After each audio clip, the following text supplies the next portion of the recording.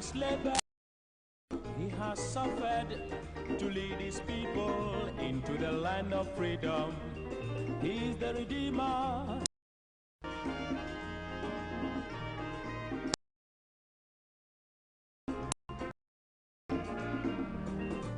He has labored, he has suffered to lead his people into the land of freedom. He is the Redeemer. MP for the 138.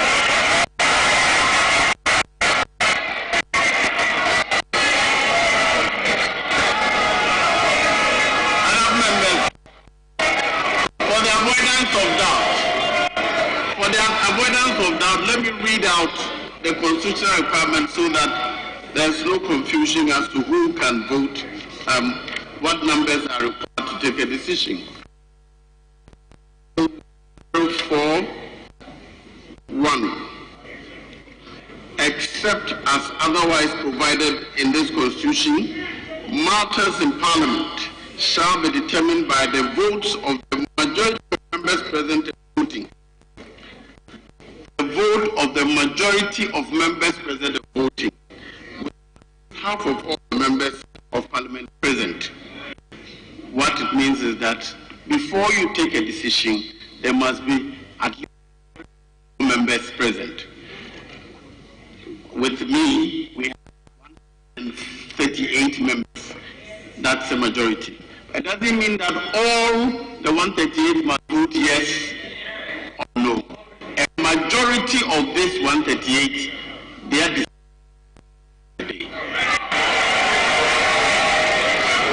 So, I'll go ahead and put the question on the motion. All in favor of the motion,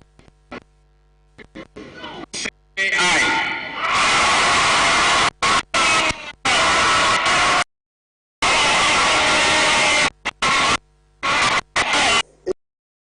This afternoon press conference, simple is to remind President Nana Dankwa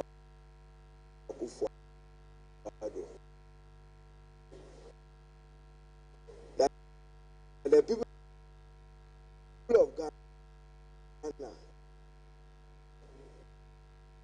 did not invest the governance of this. A few matters, though, which I wish to clarify.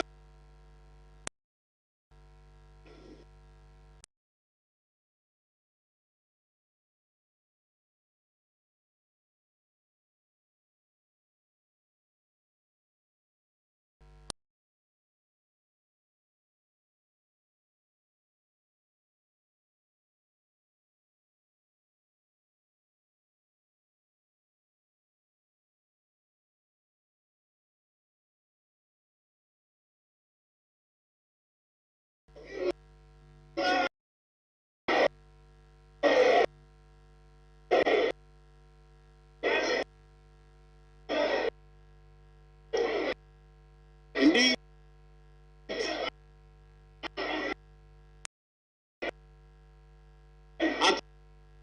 Article 96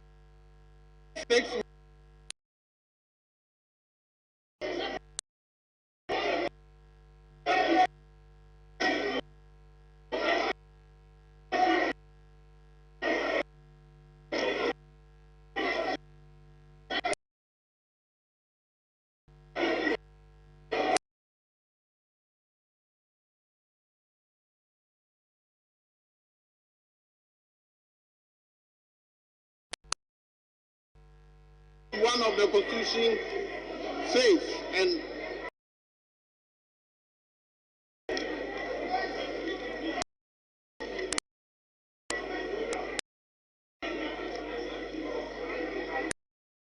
there shall be 2 deputy speakers of Parliament who shall be elected by members of Parliament from among members of Parliament. And if you contrast that with Mr. Speaker is not a member of Parliament. I am a member of parliament. The Honorable Second Deputy Speaker is a member of parliament, and our role is to assist the Speaker in managing this House. Anytime any of the deputy speakers or any other member elected to preside is in the chair, that member does not vote. That has never been in dispute. Anytime a member is presiding, either a deputy speaker or a member who by necessity is elected from among members to preside, that person does not vote. When members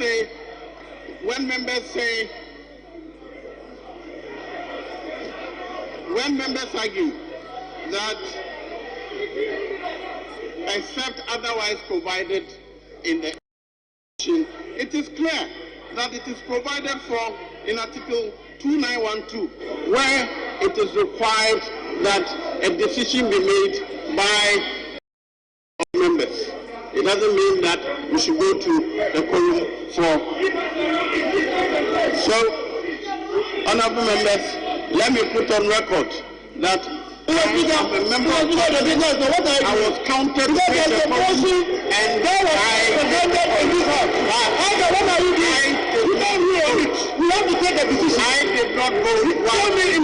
vote. Therefore, the application, you cannot request the application. What is before the House? How can you rule on the motion? You cannot rule on the motion before the House. How can you rule? Members.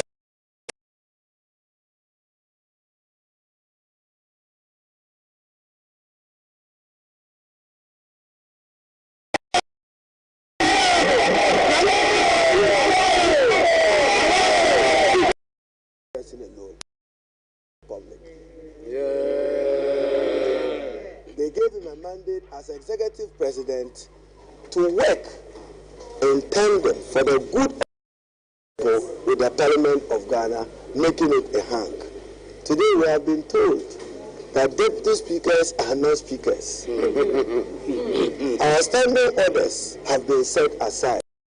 Of you hear your standing order and read the definition of it includes speakers and persons presiding, as is expected of them under Article 102 of the Constitution. When you hear the Constitution and go to the record, I have used it on the floor of Parliament. When you hear the Constitution say, except otherwise as provided in the Constitution, those of us who understand constitutional law, it will place as a limitation that in the exercise of that authority and mandate, have respect to other provisions of the Constitution. In any case, is it our minority they want to teach Article 104? Go to the record. I, on Thursday, 25th, stated on the floor of Parliament, reminding Speaker Bagben that tomorrow, Friday, I will invoke Article 104 of the Constitution. At that time, as boastful and arrogant as they have been, they said they will populate it. So today we have seen what population does. The first deputy speaker simply abandoned putting a question on a motion and opted to give a ruling on a motion. The motion was accommodated. The motion, all he needed to do was for the House to decide. But they knew our numbers were not enough. Is to remind President Akufo that majority is majority present and voting. Now, the presence, the chamber in the skies. Has rejected the government's budget statement and economic policy for the year 2022. Now, on Friday, November 26, 2021, all the 137 MPs voted against the motion when the question was put forward by the Speaker of Parliament, Alban Sumani Bagben. Now, this development has made a lot of Ghanaians reacted. Some are of the view that the rejection of the budget was unconstitutional due to the absence of the majority MPs. Well, this is Achimota Mile 7. We are here to take some reactions from residents or some Ghanaians about the rejection of the 2022 budget statement. I take a stand for the minority. Okay. I can't take a stand for them. As an individual? Yes, as an individual, they should have allowed it to be to operate. They should have allowed it to operate. But however, they might have their political differences. That one. But as an individual, I'm a common man in the city. Sorry, as a citizen, and I think they who are there as governors, they know what is good for us, and they implement, and then we also follow. Because they are policy makers, and then we also follow. So had it not been for the minority, I don't think there's any qualm. I wouldn't say I'm that much excited.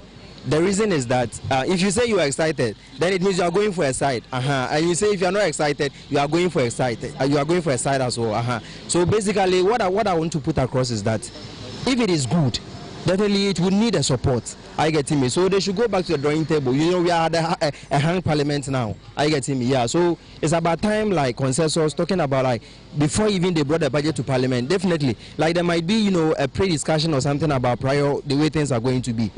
So I think it's about time our leaders, you know, consider Ghana first, and then we see how things are going, because there are a lot of loopholes in the budget. I wouldn't say I'll go for, or the rejection is something that would make me happy, because if you say the rejection makes you happy, you are going for NDC. If you say you are against the budget, you are MPP and all that. I get me. I'm actually happy the budget was rejected because concerning the e-levy thing, I'm an entrepreneur myself and I sell ladies' bags, obviously. So imagine a client buying something from me and has to pay that much of extra charge on it. Even as of now, the 50% and the 1 CD they even pay, it's become a problem, yes. So imagine someone has to pay more than that. They wouldn't prefer to use that. So for me, I think it's a good thing that the budget was rejected. Budget need me reject because on my much yeah bre youth ni enye adwuma anye all the application go be bia I say omo be fa kwampa.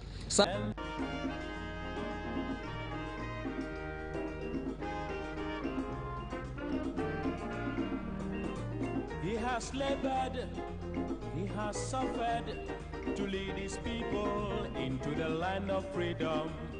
He's the Redeemer, and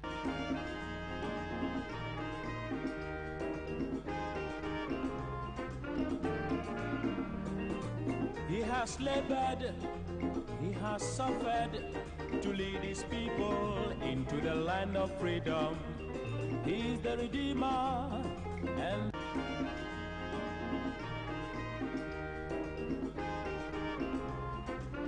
and we are live on Pan-African Television. Thank you very much for choosing our channel wherever you are. We are bringing you Alhaji and Alhaji, the mother of all talk shows. My name is Sena. Nombo, it's my pleasure to be in the seat this Saturday too. We thank God for life, and I hope you had a fantastic week. This week has not been so different from what happened last week, actually. It's still been the issue of the budget. This time around, last week's Friday actually, when the decision was made on the budget and the majority side walked out of parliament and the minority then goes ahead to disapprove the budget, the threat from the majority leader was that they would overturn what the decision that had been made. This time not the speaker sitting, but a different speaker. Yes, there was a different speaker sitting this past Tuesday, and then they did overturn it. But to form a quorum, they argued you need 138. So they had to go by their own argument. To form a quorum, the speaker had to count 137 and sitting there say plus me. So that makes 138. That was raised a bit later by the minority when they also sought to say you cannot sit in the seat of speaker and count yourself to form a quorum. So now we are at the point where people are asking, have they approved or disapproved the budget? Which one stands? So we'll be talking about the controversy in Parliament over the 2022 budget. Because right now, as we speak, the first Deputy Speaker of Parliament has declared that I am not Speaker. That's the argument for adding himself to form the quorum. So that's a very first discussion we'll be having. And then we'll spend some time talking about COVID-19. Now, we have a new variant, and that is putting a couple of countries on the international watch list. There's still not so much known about this variant. The South Africans are telling us the symptoms are mild, not as strong as the Delta variant, but there's still something that is being learned. They're still studying the variant to see how much of an effect it will have ahead of Christmas, particularly. And so those are the issues we'll be talking about, only two issues on the table today. As usual, I'm joined in the studio by Mr. Kwesi Prajin, who's manager of the Inside newspaper, General Secretary of the Socialist Movement of Ghana, and then Dr. Dixon Adoma Kokisi, who is member of Parliament for Anyaso Utuom. Our friend Alasan Suini, who will be sitting down shortly, is member of Parliament for Tamale North, and then we'll be joined by Kojo Chomboafo, who is the former Chief Executive of Ghana Free Zones Authority. Well, we'll start the discussion shortly. We're already a bit behind time, so let's take a short break, and then when we come back, the discussion will start. Suffered to lead his people. The Progressive Women's Show is that space for frank, open, honest, provocative, perhaps even revolutionary conversations about today's woman. If you go to the banking sector, there are people there who want to sleep with you before they give you a job. If you want to be a teacher, if you want to be a civil servant, there is someone who will say, oh, I can get it for you easily. Oh, yeah. It was something that was demanded of me. My editor, my news editor in the newsroom, thought if I... Hello, what are you doing Tuesday to Friday, 7:30 to 9 o'clock p.m. every day? You should be watching The Couch. I'll tell you why. On Tuesdays, we talk social issues, lifestyle, health, all those everyday issues that affect us in the big ways. Late Wednesdays are for book reviews. Thursdays are for the hard talk, those socio-economic, policy-oriented, political questions that demand for the tough questions to be asked. And personality profiling Fridays, when behind the winning personalities we love. Inspirational story from inspirational personalities. Hey, listen, you really cannot miss The Couch with me, Amma Pratt. Still, the only TV show with a hat.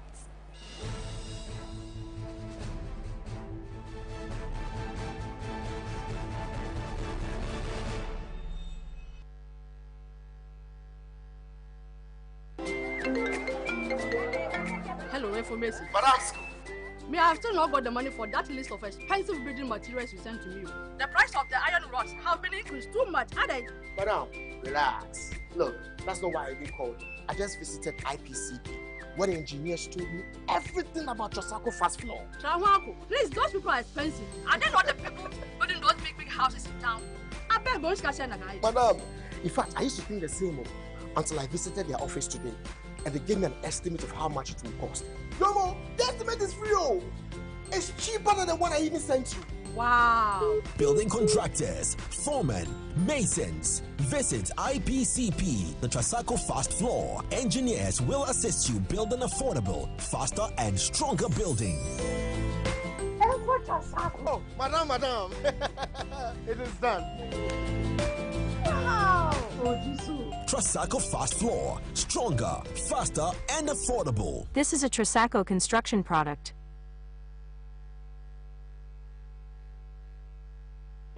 Into the land of freedom, he's the Redeemer, and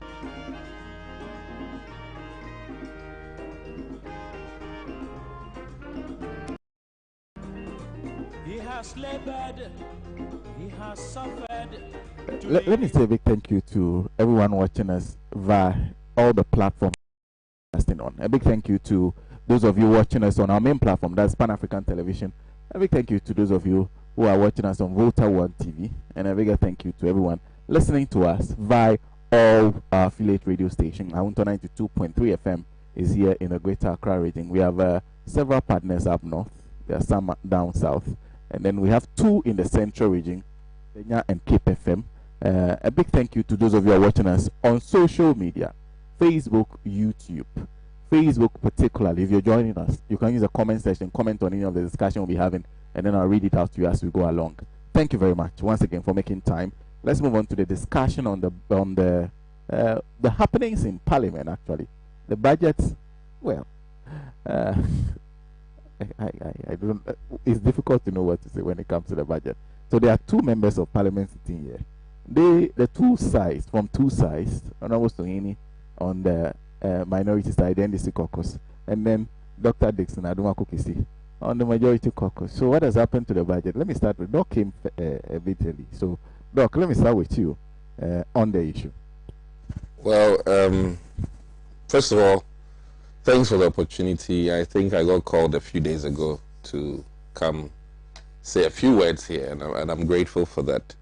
And I'll use this opportunity to say hello to the good people of my constituency, Anya Sotum, and to encourage them to keep with the faith and continually support government in all the many efforts as we push hard for our roads and drainage concerns. Now, I'll also, in relation to the budget, use this opportunity to say that we are repenting of our sins as members of Parliament, and personally, I'm sorry for our behavior in the chamber so far, from Friday leading up to a couple of days ago.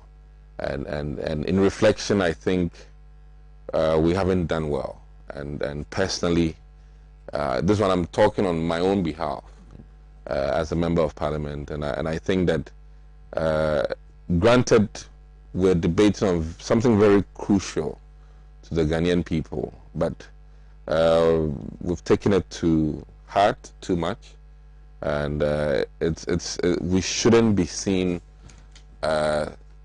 so aggressive, so abrasive as we have been behaving. So I'm sorry as a member of Parliament for that.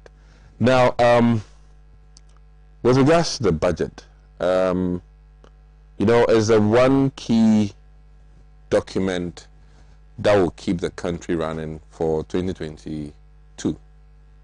And I've done some sober reflection, and one thing is very clear, that the government is very much concerned about our development.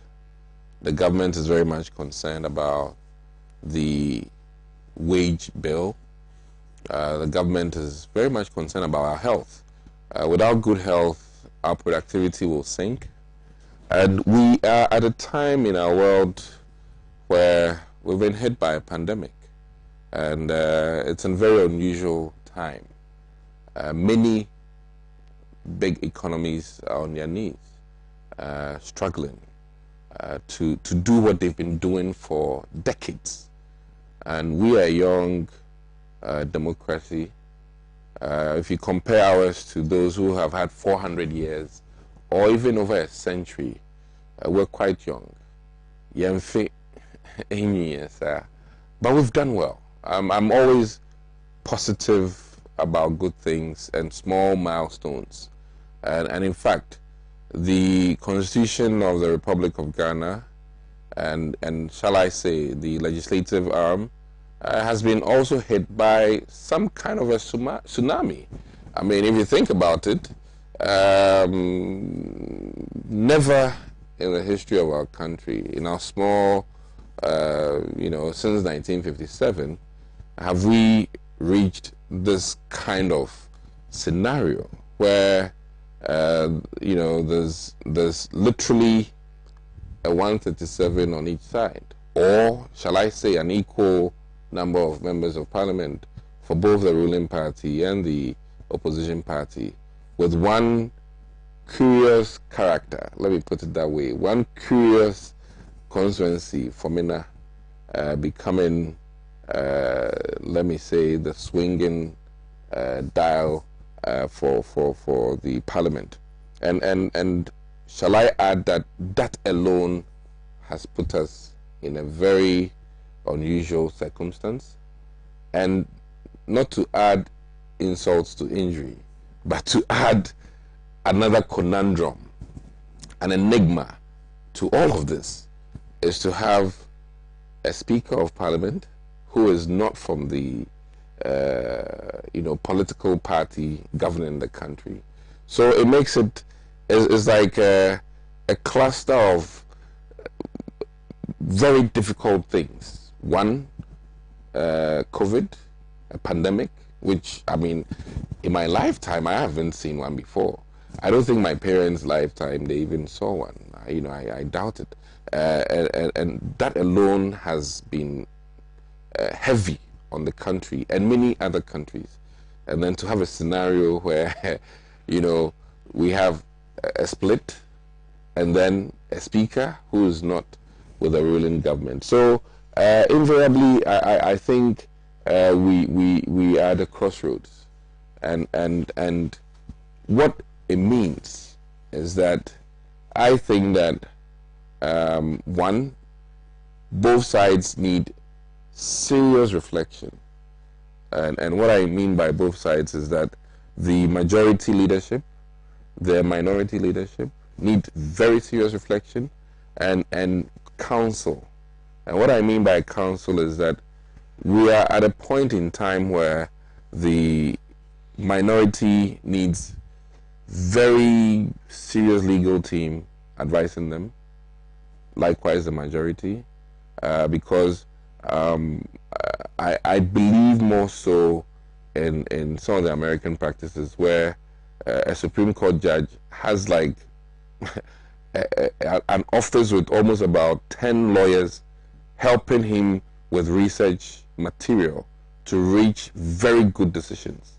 And I think that with all due respect, considering the challenges we have in Parliament, we're at a point where we need, at the back end, very skilled legal minds to advise us both ways on a lot of these issues, and even more so the Speaker of Parliament, because I've sort of almost brought our work to soccer. Ghanaians, we like soccer, and referees now, as we know, almost don't work or make all the calls on the pitch by themselves. Referees now have the luxury of a team watching the match behind the scenes seriously and advising via communication that, hey, this should be called, this clearly, some of the fouls they have offside, or blah, blah, blah, all of these calls. Sometimes the referee has, audio visual helping him. And it has improved soccer to the extent that I think quite recently a challenge was made by South Africa on our last match with them, which after numerous reviews of the happenings on the pitch, they've concluded that the South African request is inadmissible. So I think that with what is ongoing in soccer, where even the play is paused, sometimes 5 minutes, so that the referee and the linesman and all the other gurus can come to a conclusion before the match proceeds. I think we are almost needing that kind of further consultation, even whilst we do our work in the chamber. And I think it will help us so that our critical mass, our final decisions are in sync with the Constitution as we deem fit. The budget has a lot of good things, I must admit, and I think my honourable member here would agree that, I mean, considering all the social intervention programs, considering all the approximations that have been done, we are down to about 5 key issues out of a lot to be the bone of contention, and the 5, as we know, are the e-levy, topmost, the e-levy. We also have the HAPA deal, which Finance Minister clearly has agreed to make the necessary amendments through the special prosecutor and the Supreme Court leadership. The Attorney General's office, and then also the Acre Energy program, where the literature, the language used, is not in sync with what the resolutions were in Parliament. He's admitted these things. And then also the Keta Sea defense, which I think is a bit unfortunate in the sense that the timing, when this Keta tidal waves issue happened, and bearing in mind, which I think Suhini knows, that the budget was even worked on prior to our breaking of our last session. The finance committee had met heads of departments, in preparation for this budget. So something that came in, let's say about 2 weeks prior to submission of this budget, it puts the finance minister in a bit of a challenge, because an ordinary KVIP, even in my small constituency of over 300,000 people, if you want to do it, you have engineers coming on board, you have environmental people coming on board, so many departments signing off before you do just what? A KVIP. So the Catered Sea Defense Project, which phase 1 has been completed, we're looking at phase 2, is not a 100,000 Ghana project or a 200,000 project. It's really literally in the hundreds of thousands and maybe millions of cedis. And as such, I think the timing was a bit too off. But granted, that's one of the requests that has been made. And in totality, I think that our finance ministry has done well in terms of the projects like the U-Start that we're looking at, and other developmental things. And I am personally happy that capital investments is improved compared to the budget we used this year. CAPEX is now a bit up compared to the prior budget we had. So these are the positives of the budget. Now, what has become very clear in my mind as a novice in Parliament, or as a first timer in Parliament, I'll be 1 year old in January 7th, and I think that per the two sides, what is a common agreement as it stands is that I need 138 for a quorum to make a decision. That if I'm being as objective and as honest as every politician should be, we have arrived at that decision, because there's been quotations from the Speaker himself when he argued a case several months ago when he was a Member of Parliament. There's also been a quote from Ajaho, former Speaker. I hope I have the name right. My ever is not very good.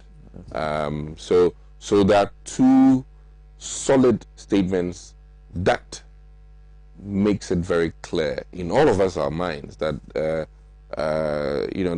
two quorums, a quorum to start the business of the day, and then a quorum to make a decision.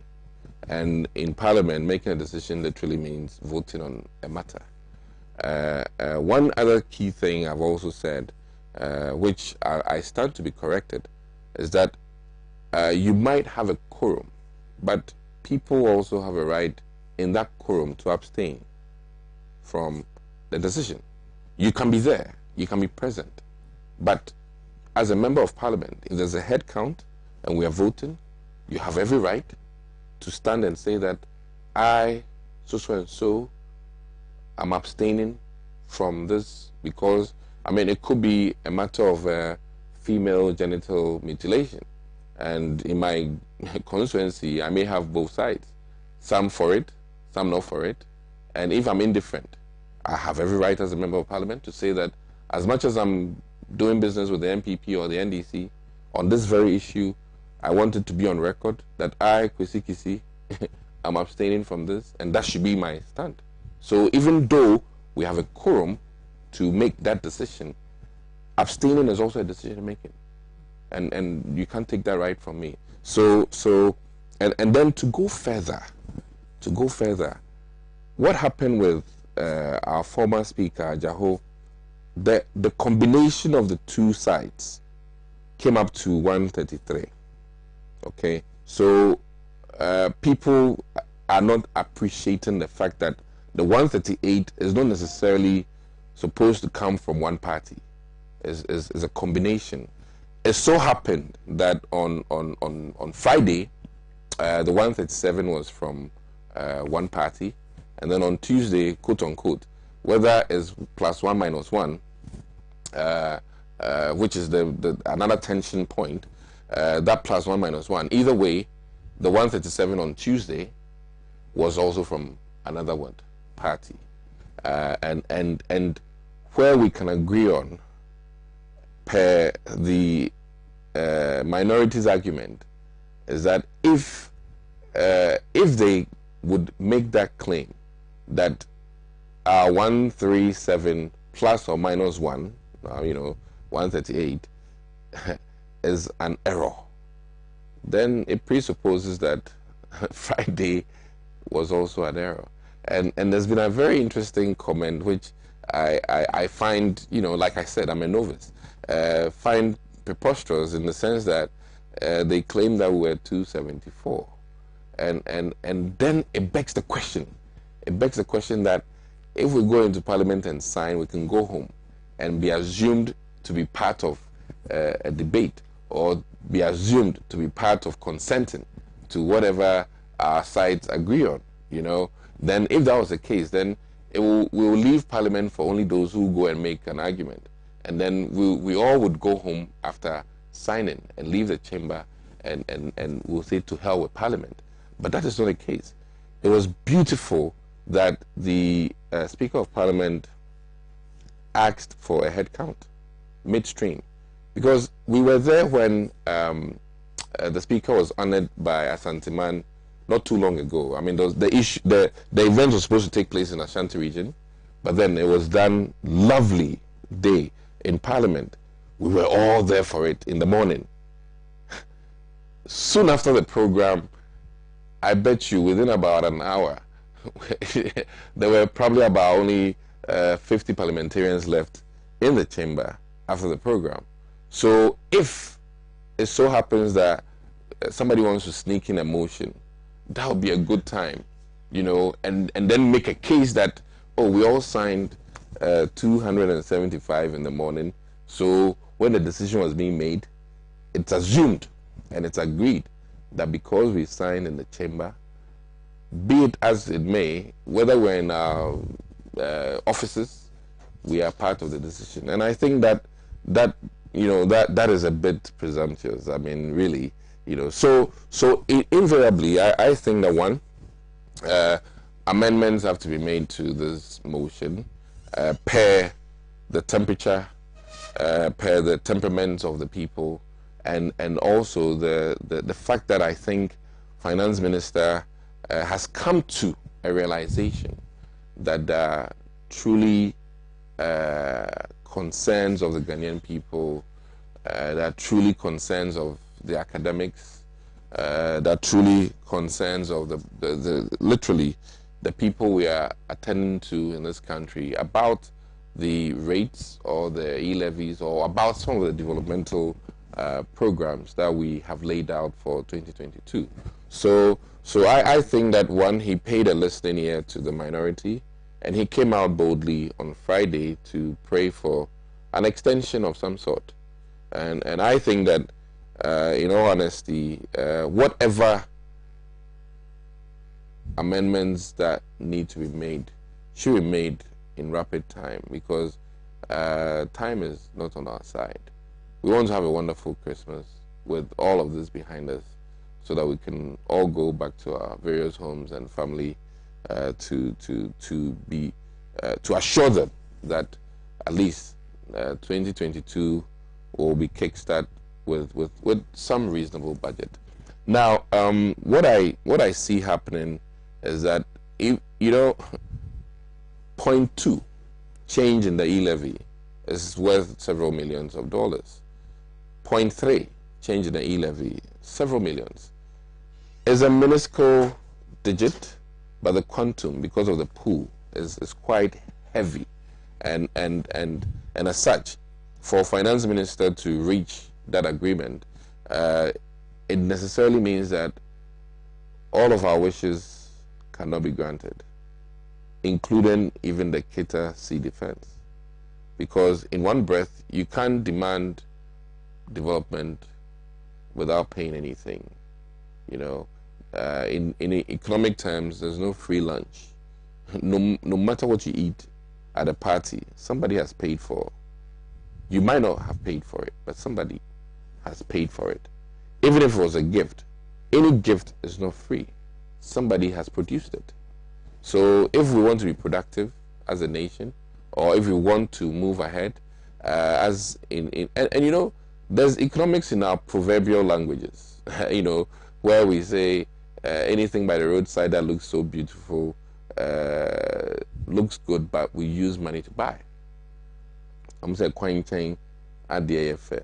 This kind of talk. So invariably, I think that if we want the development so bad, if we want our potholes sorted out, or our manholes sorted out, if we want our bridges built, if we want our drainage done, if we want human capital investment, and when I say human capital investment, we want students to enjoy quality education.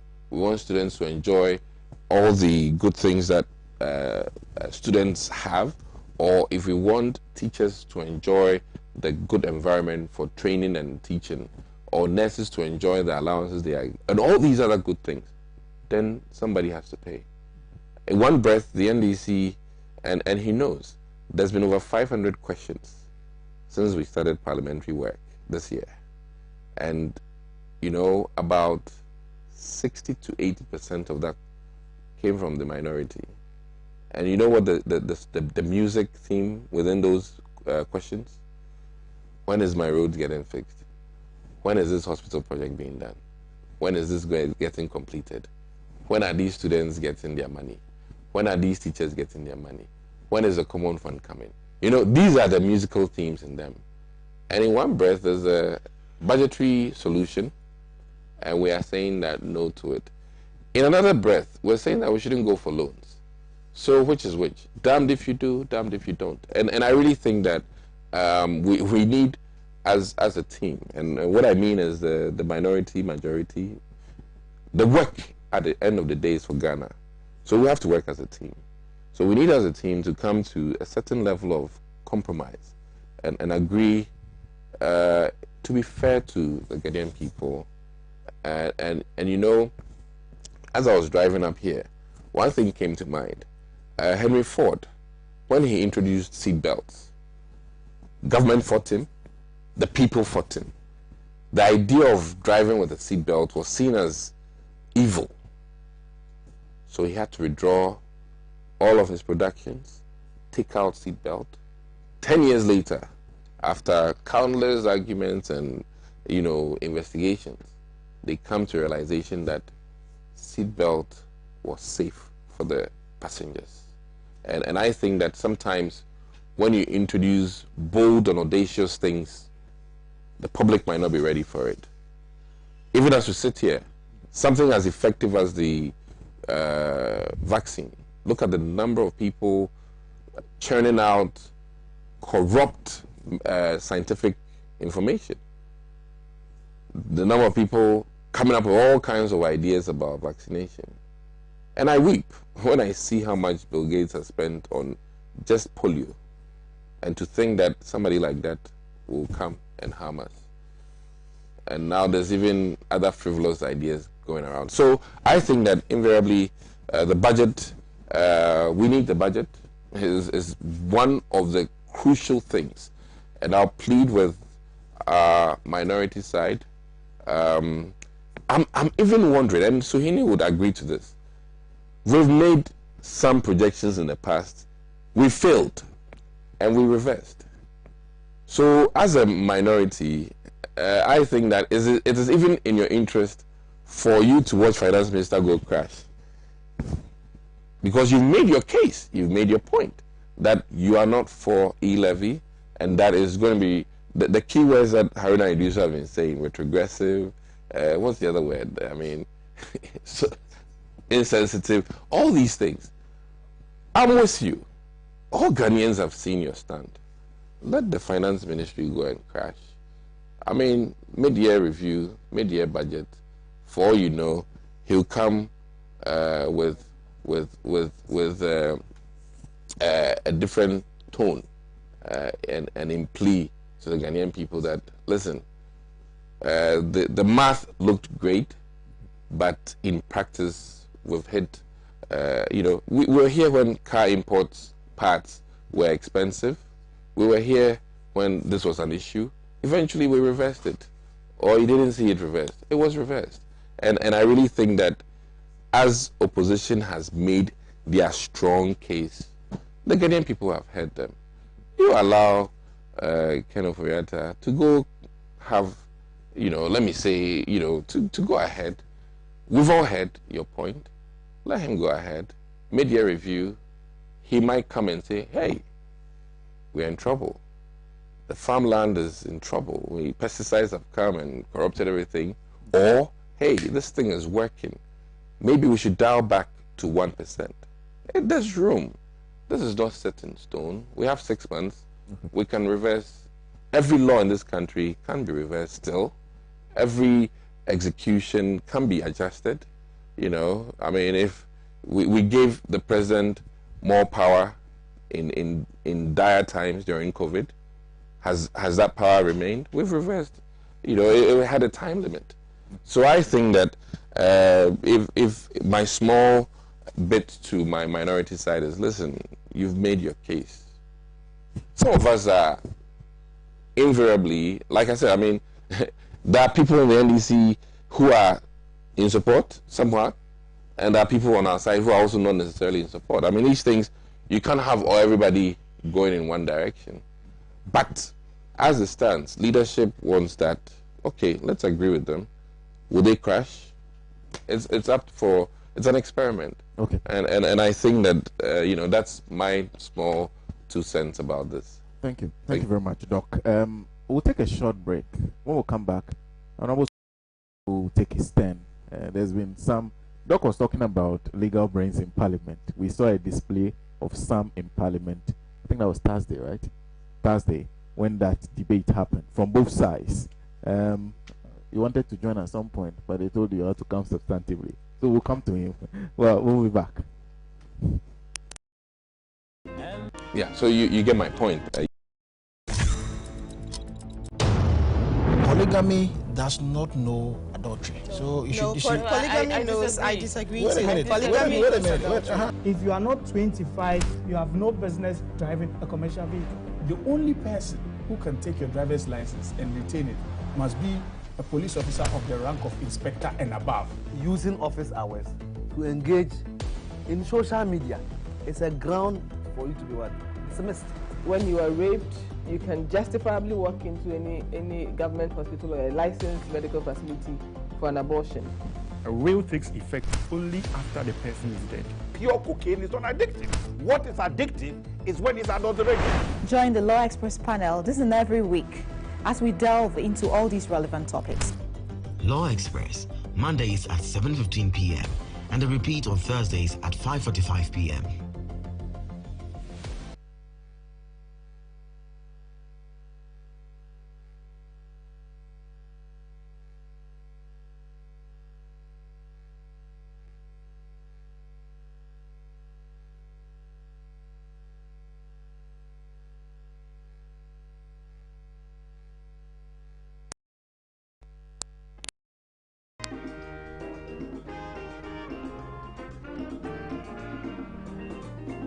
has labored, he has suffered to lead his people into the land of freedom. Well, welcome back from that break, and thank you very much for sticking and staying with us. Like I said, Honorable Sweeney will take his turn, and then after that, I'll read the messages you are sending to us through Facebook. Honorable. Sena, thank you very much. Always a pleasure to be here. And let me say good morning to colleagues on the panel, and good morning to the very good people of Ghana, especially the good people of the Tamale North constituency. It's always a pleasure to join this very, thorough, thought-provoking discussion. Now, before I, perhaps share my thoughts on the topic, I just want to set aside a few things that Dr. Kisiri raised. And I must say he's been very diplomatic this morning, leaving many confused about whether he is for the e-levy or against it personally. But that's perhaps for another discussion. Now he speaks of he makes an appeal to the minority to move on, as in his own words, because we have made our point, and whether the finance minister will crash or will attain glory should be left for posterity or for the future to judge.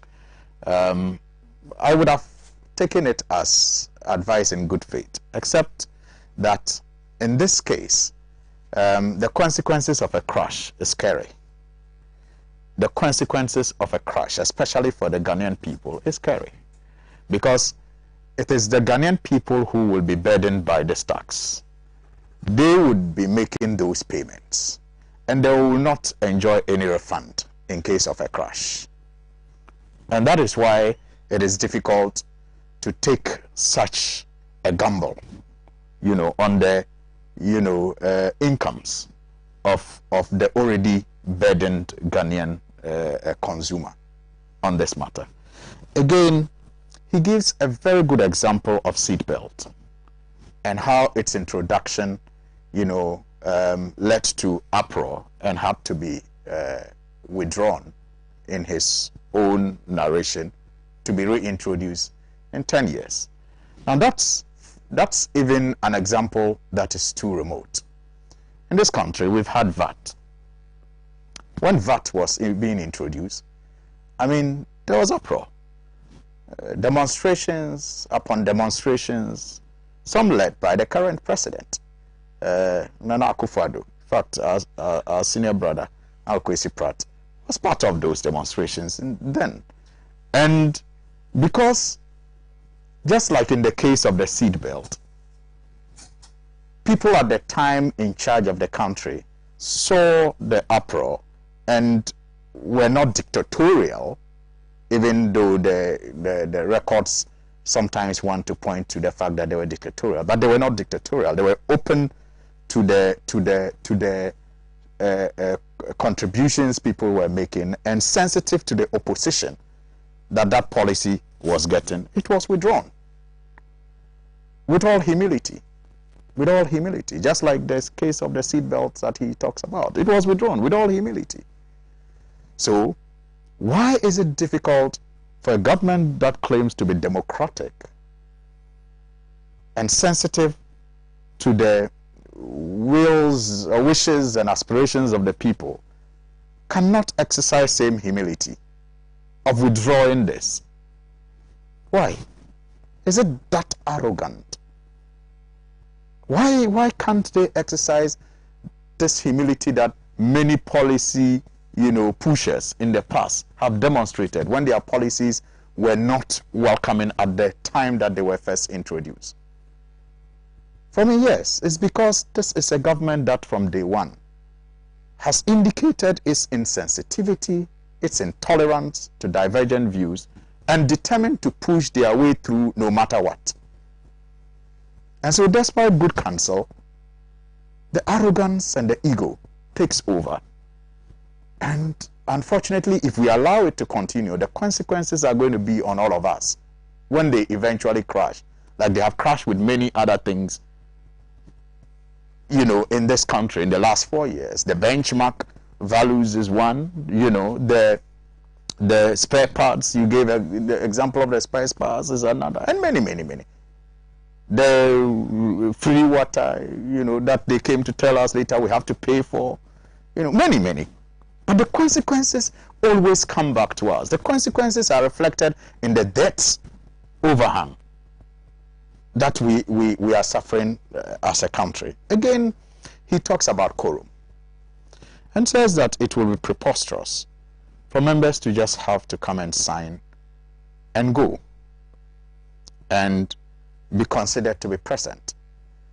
It's not about what you think. It's about what, you know, the regulations, the standing orders, and the laws say. And he makes reference to Doajaho. Let me also make reference to Jose Osu. In a ruling in 2018 on quorum, he had this to say, quote, "It is at the time that an honorable member could raise this point of order. So I completely disagree with you. And I believe that the House is properly composed. We have a quorum, and we could continue with business. My reason is that usually during the course of sitting, many honorable members are called upon to attend committee sittings. And while they are there, it is part of parliamentary business. So they are present and working in Parliament. It is not always that an honorable member of Parliament must be seen on the floor of the House." Quote and unquote. That was Jose Usu in 2018 in the 7th Parliament when he was Deputy Speaker and sitting, and an issue of quorum was raised. That was his explanation. So, like he said, it is not always the case that the member has to be on the floor to be considered. Sorry, it's quorum. Quorum is for two purposes, and I'll come to that. Quorum is for two purposes: quorum to deliberate, or quorum to take a decision. The compositions, the numbers required are different, but it is still about quorum. So he made the point that you do not necessarily have to be present on the floor or, you know, in the chamber to be considered present. Now, in the case of what happened in the last couple of days, and maybe that example was used to justify what they did on Tuesday, they were not only present on paper, they were actually present in the chamber, but for some reason decided to walk out. So it is not, we are not just dealing with being present on paper as the, you know, records will reflect on Friday. We are dealing with present on paper and present in the chamber. You get it? So they were present at all material times, on paper and in the chamber. Well, even when the House is full and a decision is to be taken, it is still within the right of the Speaker to call for a head count just to be sure. So that is neither here nor there. So, I mean, those are some of the, maybe a final one, the tidal wave issue. Look, this is not the first time, and it will, I don't think it will be the last, that issues considered critical to the finance minister and government are incorporated in the budget long after the budget preparation cycle. It happens all the time. What is sad, however, is that this may be the second time in the last 4 years that such decisions are forced upon the government to take. You remember, I think that was 2-3 years ago, another budget statement came on roads, and the whole of Volta region was left out. The finance minister had to again come with a text to ask that the House incorporates that into the budget and claim that it was an oversight. I mean, these things don't augur well for our democracy. Now I'm talking about democracy. That will lead me to maybe my substantive issues. You see, he started by apologizing for the conduct on the floor in the last couple of days. Yes, as members of parliament, we are not all very proud with all the things, or I should say with some of the things that happened. We could have still gone about, you know, pushing our viewpoints with some level of moderation. I agree. But I think that people must understand one thing. We should not forget the sacrifices that people made. People like Kwesi Pratt Jr., people like the Kwekubako Jr.'s, people like the Cabral and co. We shouldn't forget the sacrifices they made. The lives that were lost to give us this opportunity to argue about the things we believe in as passionately as we can. I mean, I know that when these things happen, they seem small, they seem messy, they seem nasty. And it gives cynics the opportunity to say that politics is all about ego trips. But let us not forget that this is what guarantees our liberty as a people. And that even as we engage in the things that we do on the floor that are considered nasty and messy, even as we do that today, there are countries near and far that are fighting, losing limbs and lives to have the opportunity to do what we are doing, to have the opportunity to argue about the issues that matter to them, and to have the opportunity to cast their votes. Countries are risking everything to get what we are having today. So, as unpleasant as they may look, we must always see it as the results of the sacrifices people have made in the past to give us that opportunity to argue passionately about the things we all believe in, and in the end, take decisions that we are convinced will impact us positively. Now, budget is a big issue. The budget of a country is a big issue. And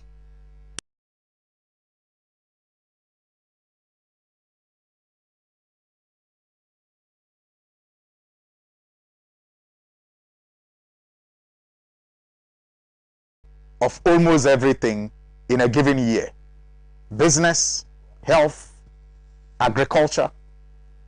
It determines all of that. And so in the United States, they have had their own share of disagreements. Sometimes the year begins even without a budget because of disagreements. But in the end, compromises are made and the country continues to move.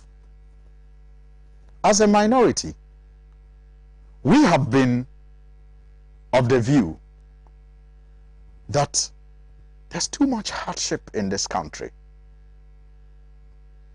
owing to, yes, COVID, but more importantly, the reckless and clueless management of the economy by those in charge.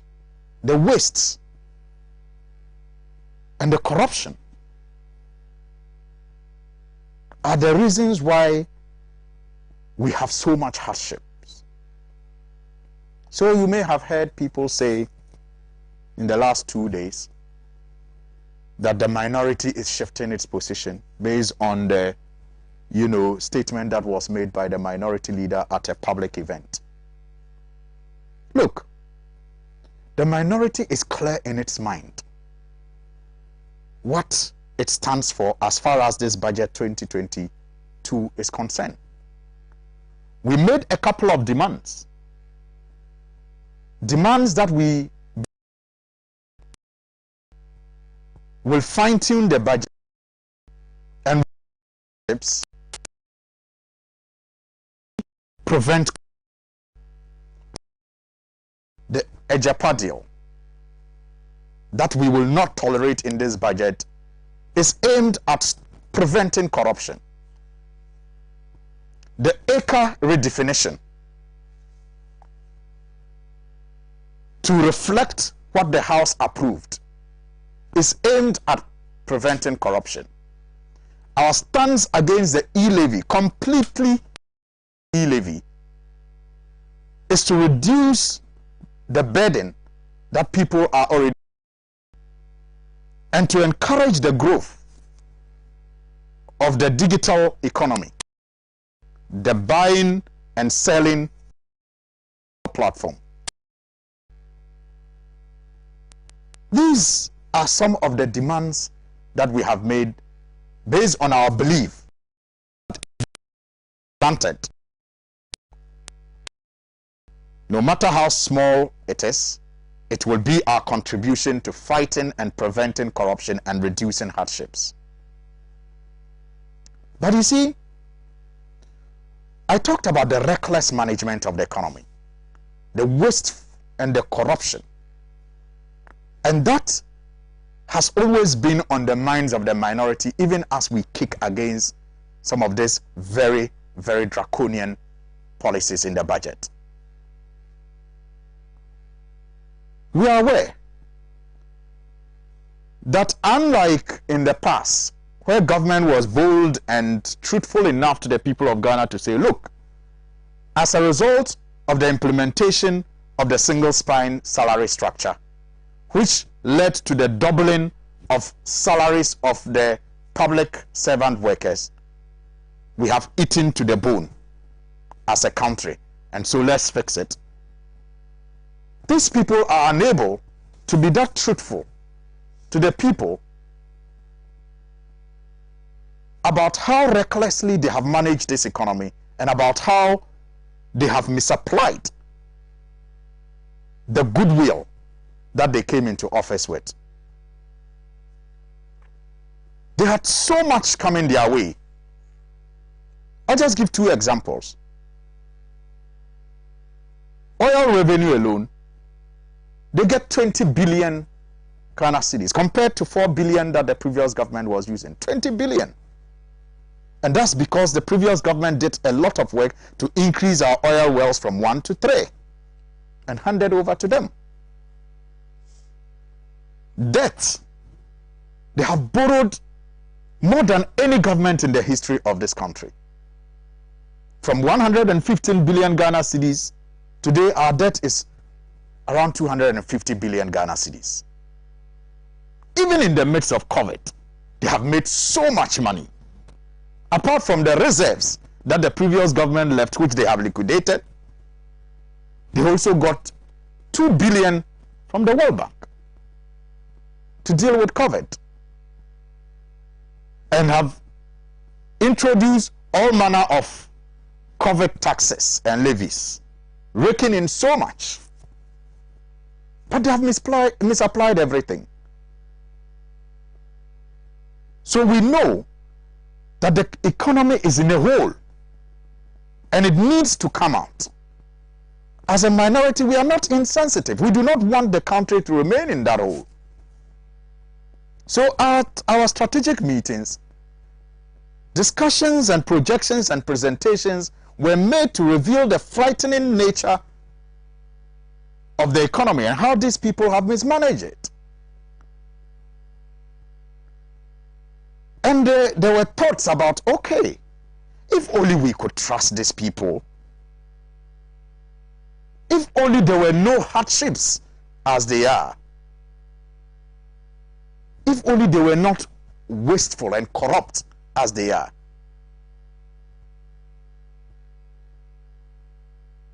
And especially if there were no hardships, it wouldn't have been bad to ask the Ghanaian people to contribute to bringing this country up.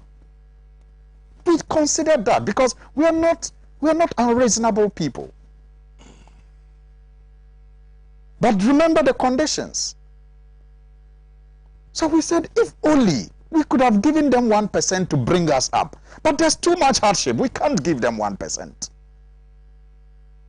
Again, they have proven over the years that there's so much that they have had. They use it in flying luxurious presidential jets, wasting the money. They engage in corruption, and so we can't give them 1%. But yes, we understand that there's a need to come out of that hole. If only there were no hardships, and if only these people were not responsible for where we are and have given no indication that even if you give them more, they can do better. So the position as issued yesterday and signed by the Minority Chief Whip remains that they have had so much, they have wasted all of that, and so do not deserve a cent, especially when that will come from the backs of the already burdened Ghanaian. And that is the position the minority has taken, led by the minority leader, Honorable Haruna Idrisu, and the Chief Whip, Honorable Muntaka. And it's a position that the minority will fight till whatever time. Now, to the arguments about what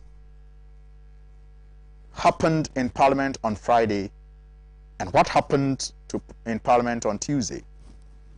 Clearly, like I began with the ruling of Right Honorable Deputy Speaker Joe Osei-Owusu in 2018, our votes and proceedings for Friday shows that 274 members of Parliament were present.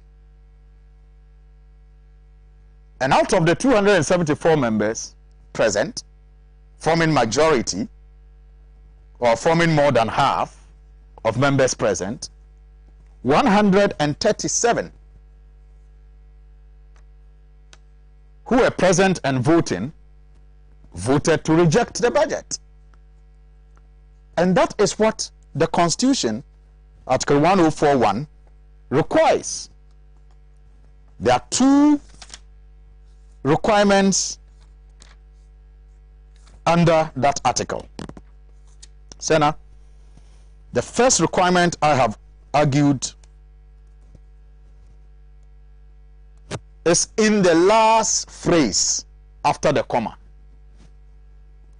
with at least half of all the members of Parliament present.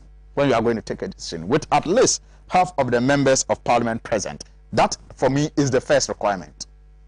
And on Friday, at least by our records, by the votes and proceedings of Parliament, at least half of all the members of Parliament were present.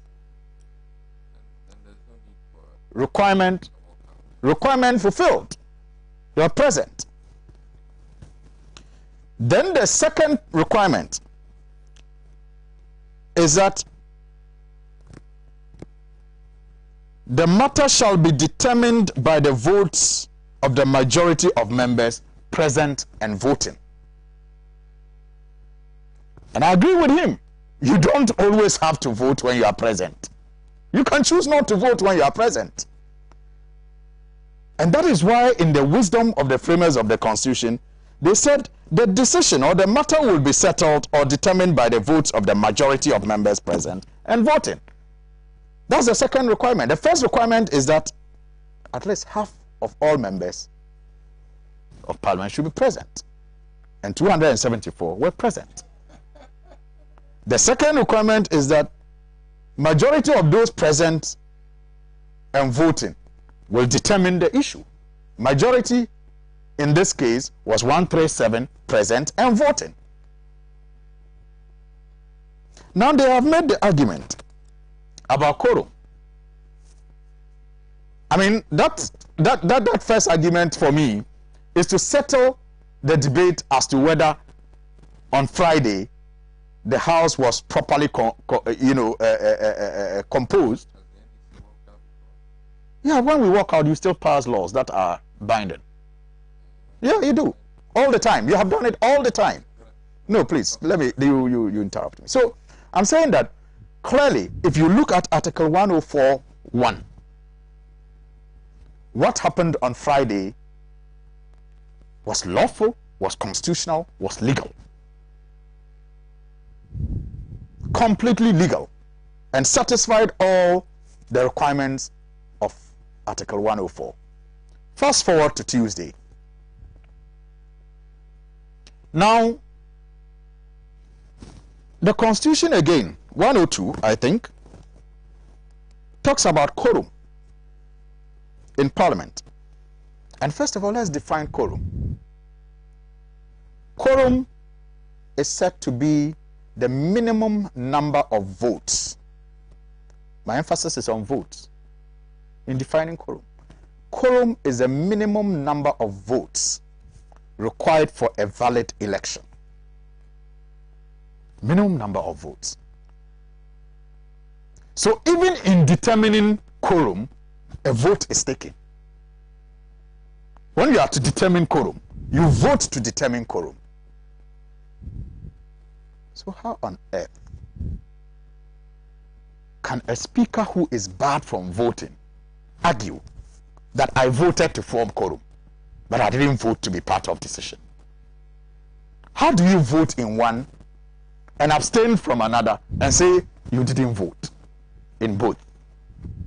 It's illogical. Quorum is the minimum number of votes required for a valid election. And 102 says that, 102 of the 1992 Constitution, that a quorum of Parliament, apart from the person presiding, shall be 1/3 of all the members of Parliament.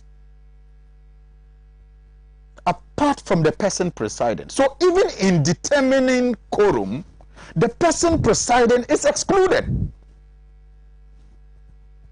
The person presiding.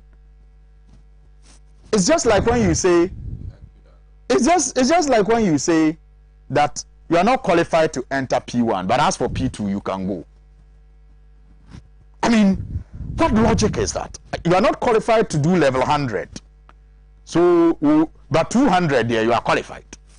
Because you need a quorum to do deliberations, and then you need another quorum of more than 1/3 to take a decision. Now you are stopped from being part of the decision to determine quorum. But you can jump into the decision that comes after determining quorum.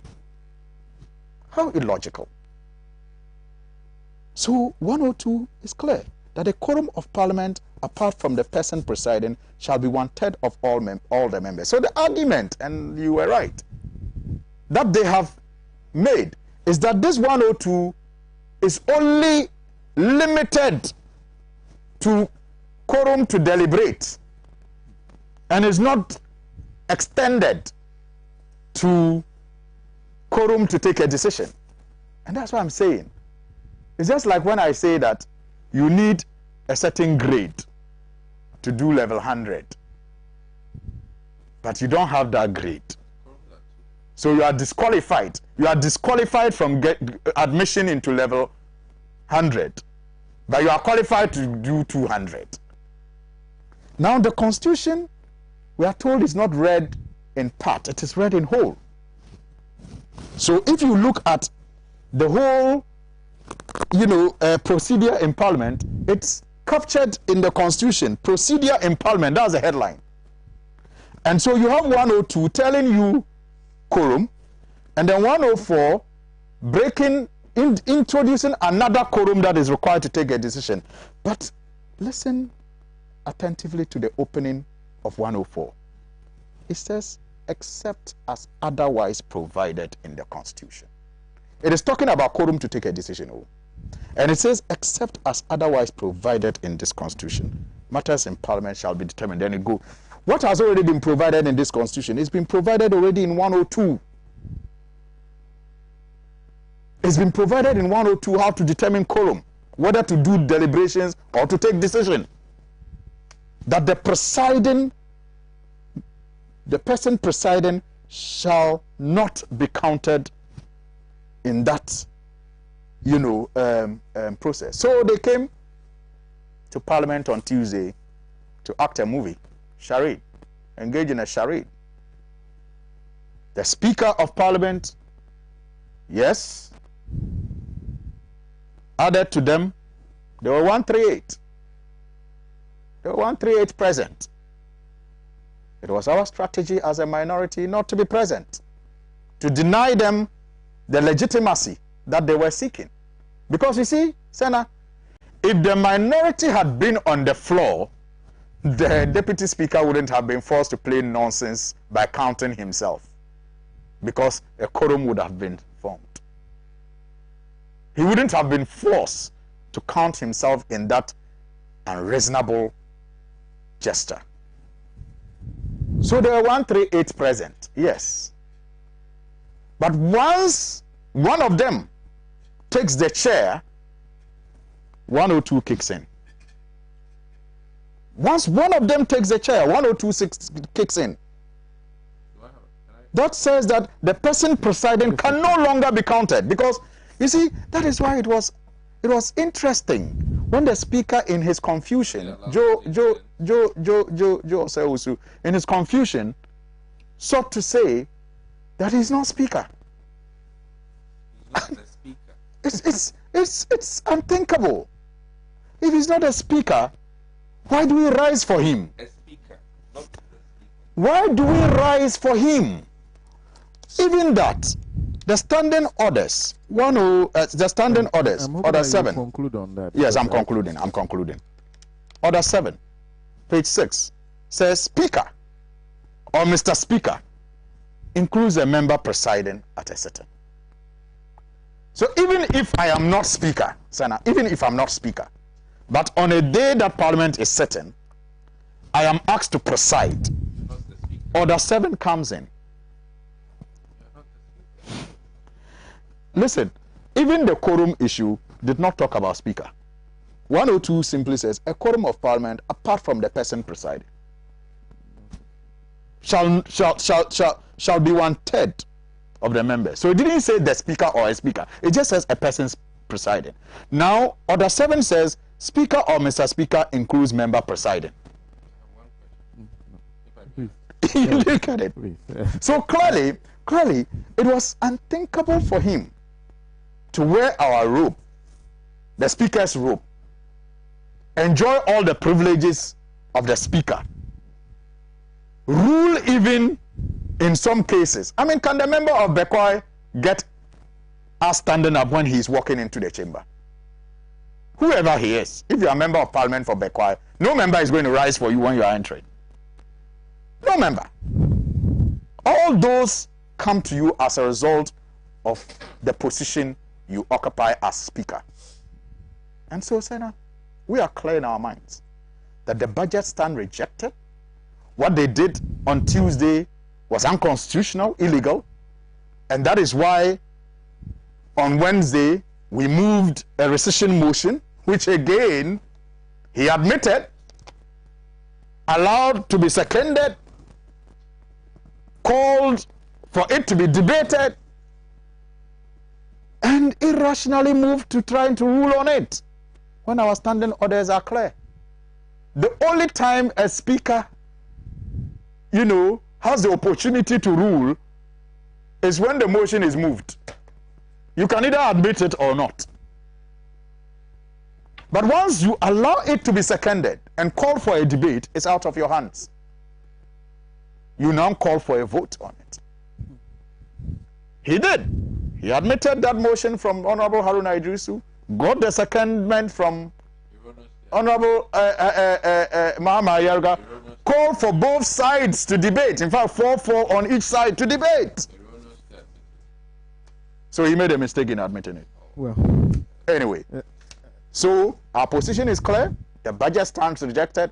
What happened on Tuesday was illegal and unconstitutional per our votes and proceedings for Wednesday.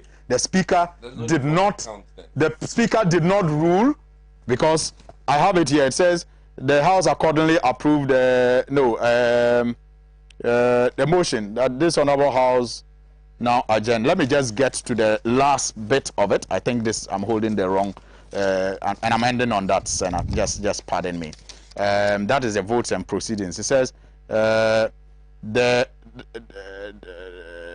this honorable House rescinds the decision it took on the budget statement and economic policy of the government for the year ending 31st December 2022 on Tuesday, 30th November 2021. Moved by the Honorable Minority Leader, Mr. Haruna Idrisu, seconded by the Honorable Member for Boku Central, Mr. Mahama Ayerga. Question proposed, debate arising, debate concluded. The Honorable First Deputy Speaker sought to give a ruling which was interrupted following an uproar in the chamber. The sitting was suspended at 2:25. The Honorable Second Deputy Speaker took the chair. So clearly, the events of Wednesday remain inconclusive. And so, perhaps on Tuesday, we will conclude the matters on it. But our position as a minority remain unchanged. We are opposed to the e-levy in its entirety. And from the beginning of our negotiations, we're clear that nothing is agreed until everything is agreed. Okay, thank you. Thank you very much. Let me just do a few messages before I go to Mr. Kojo. This one is from Komala Genya in Abuja, who says sometimes it's difficult to listen to what some so-called intellectuals say, and you ask if their conscience is active. Can this, doctor, tell us what they have done with so much resource that they have gotten over the past 5 years, which is so much more than any government got in our history. He wants Ghanaians to pay more tax for them to waste on luxurious lifestyles instead of development. When did he and the MPP realize that we need to borrow if we want development? God is indeed so merciful. Else people will be collapsing when displaying this high level of dishonesty. You say, this is Shine Gave, who says, please, the analogy of the rejection of the introduction of seat belts in US and e-levy in Ghana are not the same. I think the MPP MP there must know this. We reject the introduction of the e-levy, and that is final. All we want is government should create the needed environment to improve upon agriculture, manufacturing, and industry. Let us move from taxation to production. They send that from Pokwase. Walanyo Inakwetia says, minority is fighting a concern that is totally needless and quietly rhetoric. They want everything in their constituencies to be fixed in the twinkling of an eye. How can it be done if the tax net is not widened? NDC is frustrating the government's business to draw back the development of Ghana. Pierre Sianto says, can you ask Honorable Kisi the role of the whip in Parliament? Edie Gideon says, good morning to us. In my humble opinion, I wish to advise or caution the NDC caucus in Parliament to be extra careful, not to compromise their integrity as an alternative for the Ghanaian public. The e-levy is something vast majority of Ghanaians are vehemently against, even including some MPP supported, and should remain as such. So the NDC group should make it a duty not to provoke over 6 million who supported and voted it to match with the NPP in the form of a hung parliament. It is getting disgusting and we are deserving the comedies in Parliament at this point. The leadership must listen to themselves and listen to the ordinary Ghanaian as well. A word to the wise should be enough. Ghana is at the crossroads very seriously. Mr. Chumbuafo. Yeah. Good morning to all the august listeners of Alhaji and Alhaji. A special good morning to my brother Alhaji Alasan Sweeney. We've been fighting this fight for 20 plus years. There are new intrigues every day. We've won a lot, and there are a lot of intrigues. And a very special good morning to Dr. Dumaku Kisi. I hear of the very good work you are doing in your constituency, the free healthcare that you've been providing for your constituents, whether NDC or the MPP. And I would like to acknowledge that. Well done, thank you. But you know there's a but, right? There's a but. The but is coming. Of course, my hero. He doesn't know he's my hero, but yes, he's my hero. He taught me from a distance how to have an opinion. He and another junior, but that junior So, good morning, Uncle Kwesi. Sweeney and my brother, Dr. Adumakisi. I'm happy that the two of you, albeit on the other side, on opposite sides of Parliament, are in this house today, in this room today. It's a rare opportunity for an ordinary person like me. I call myself the president of the Popular Stand, to let you understand how we feel about some of the things that are going on in Parliament. Me, personally, if you ask me, that opprobrium that came in Parliament was very welcome. If more of that happens in Parliament, you people will understand how we feel. If every now and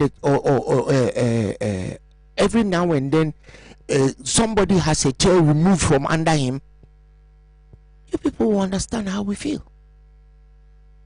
Dr. Adumakisi, since NPP came to power, let me list the taxes that you have instituted on the Ghanaian people. 3% flat VAT rate, 5% increase in VAT, by making the Get Fund levy and NHIL levy straight taxes. You decoupled it and then reaggregated it. You're a scientist, you understand what it means. It's an integral, it means you get more.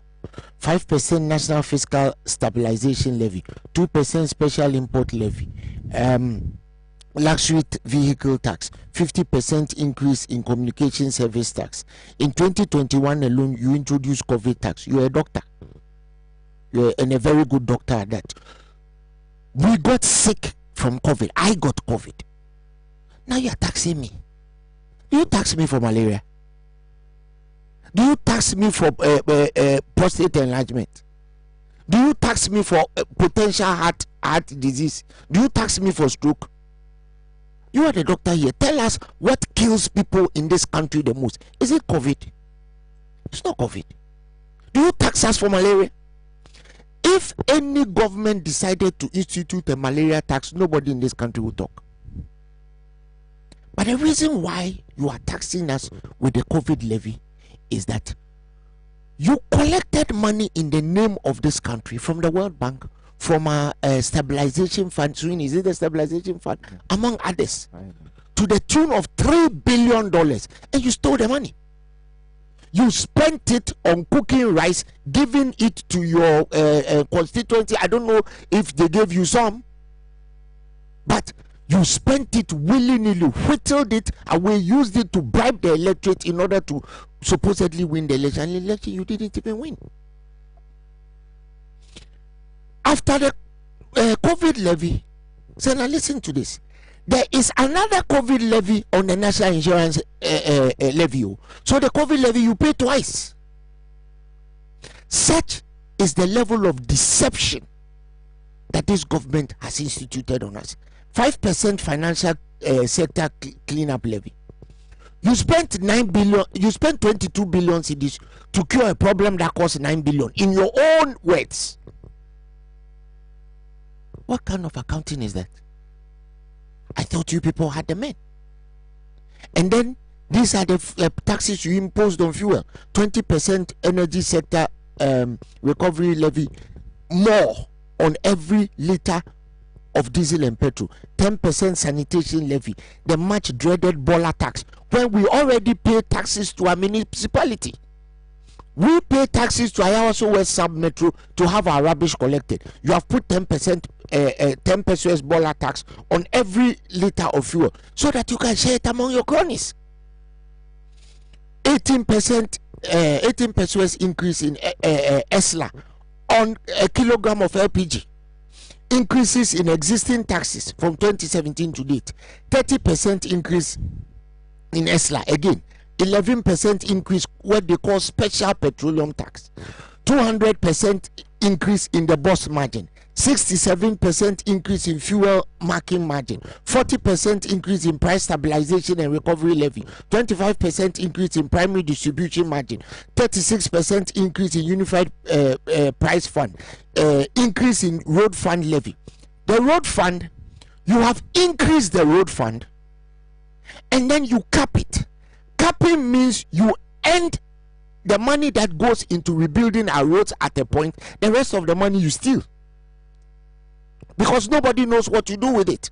After you do that, then you come and tell us that we should give you another 1.75% of our bank accounts for you to build more roads. And then you die and you toya. You sorry you move on. And so to anaju na sese bi yada na ho a. You sorry you move on. We don't need good one hifa.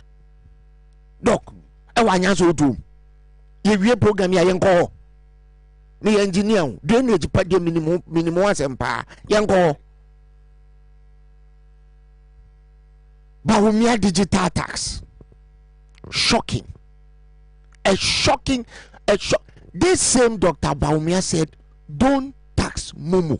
Remember that? Sena, remember? Don't tax Momo. And he explained that if you tax Momo, you are taxing a float. Look, mobile money is not new money. Look, we all understand that for new money to be created, capital projects have to be embarked on. I'll take example. Government builds a road, the N1, the one to Dome, wherever. You see people start coming to sell kinky. They start boutiques rise by the roadside. You have venues. It's okay to tax those. But for me,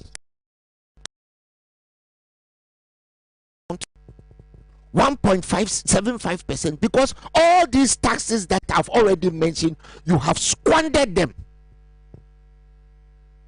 You collateralized half of the taxes that you claim you were against when the NDC was in power. You borrowed against those collateralizations, and the finance minister at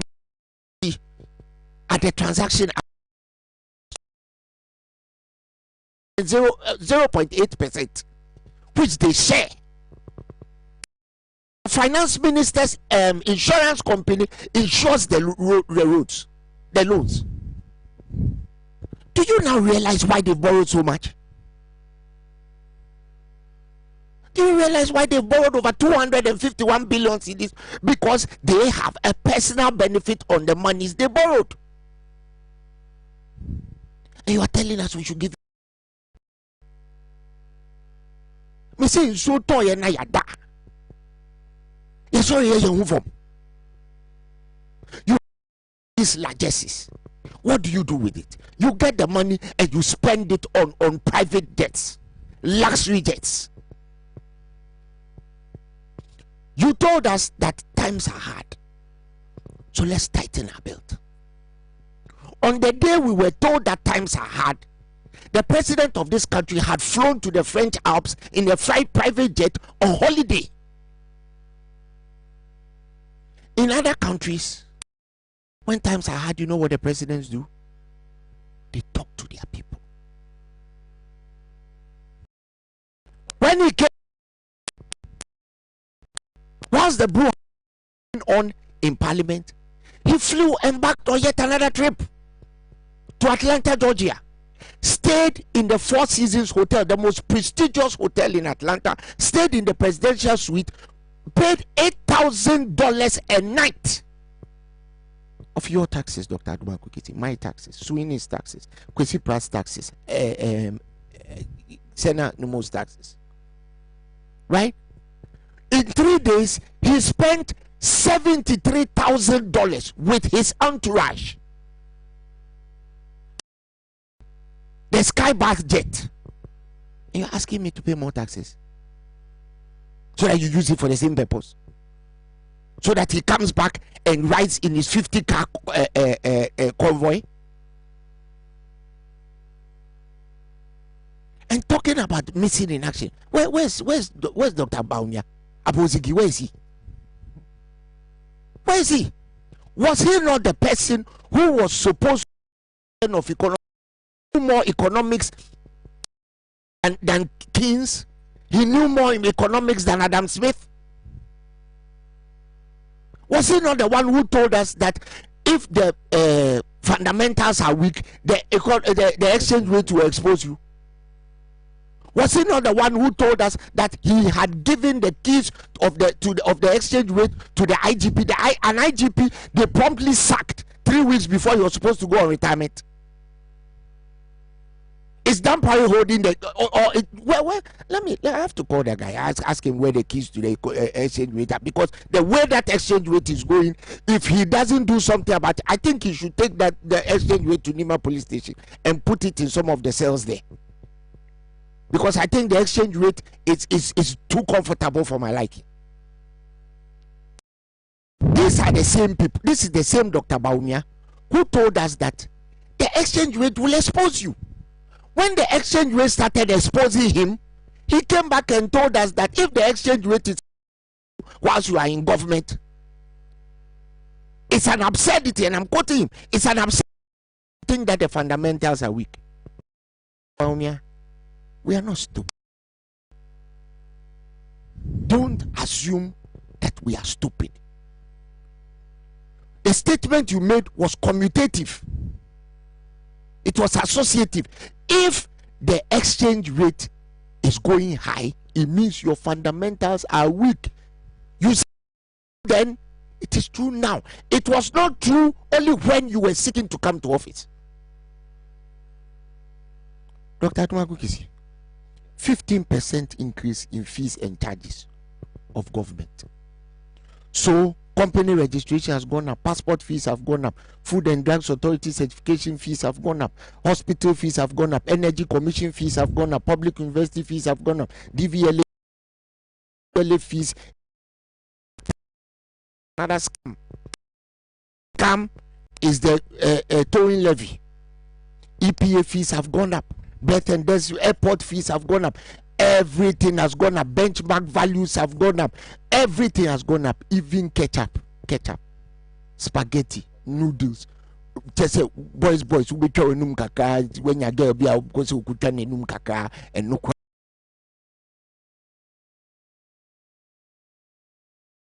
That bench volume, the quantity.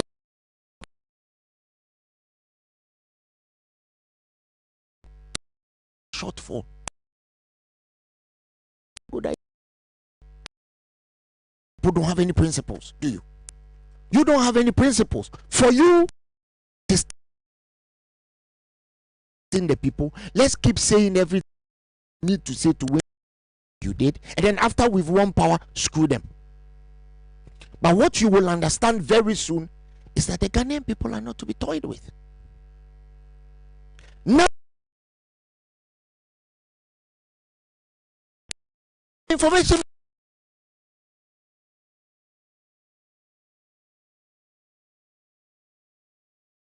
My brother, we won't give it to you. We won't give it to you. If you like, take it. But we won't give it to you. Because we know what taxes. You spend the taxes, you steal it, and I'm saying you steal the taxes. My brother, caption me. You steal our taxes. Already, you have instituted a grand scheme to siphon 243 million cedis per annum. That is $40 million per annum alone to collect the e-transaction levy. What is that? Dr. Adumakukisi, what is that? $40 million a year to collect our taxes when you are telling us that the country is broke? Go to your caucus meeting. Doc. Go to your caucus meetings. You know something? I hope you understand what I'm saying. I understand what you are saying. But I'm addressing you because you are representing them. You are an able representative. Go to your caucus meetings. Tell them that we are not going to pay them any blood money for them to suck our blood. 243 million cedis per annum to give to yet another Nigerian. You know, I don't want to mention names. Listen, I don't want to mention names. Oh, it's a conversation. Let's have it. You people are going to give that money. You already have the process in place, because if you didn't have it, it wouldn't have been captured on page 242 of the what do you call it? Estimates. Annex B, page 242. It is there. You already have the structure in place. Just register in Isle of Man to do a Japa when you didn't have any permission from Parliament. $40 million to collect taxes from people who don't have. As you are shaking us down, you have turned us upside down, you are taking coins from our pocket, and you are asking us to give you money to show up the economy. You want $40 million to go and give to your again? Who are you going to give it to? Benny Peters again? Or this time is it Alhaji again?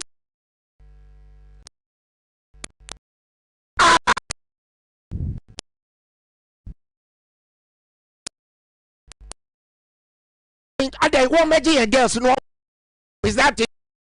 So, Jesus, aren't you sick and tired? Are you not sick and tired of the deception, the Professor Diago economy that you are writing? The old rechanger, am I rechanger? Ozi, hey, take this, give me the. Are you not tired of it? This budget, your expected revenue is 100 billion. You are spending compensation alone is 36 billion. Interest rates, interest alone is 37.5 billion. 37.5 billion. Amortization is only 7.9 billion. You know what that means? Of the 251 billion that you people have paid, it will take your children, my children, our grandchildren. It will take us 60 years to pay that debt if nothing else changes. You know what that means? That means we are going to keep going around in circles.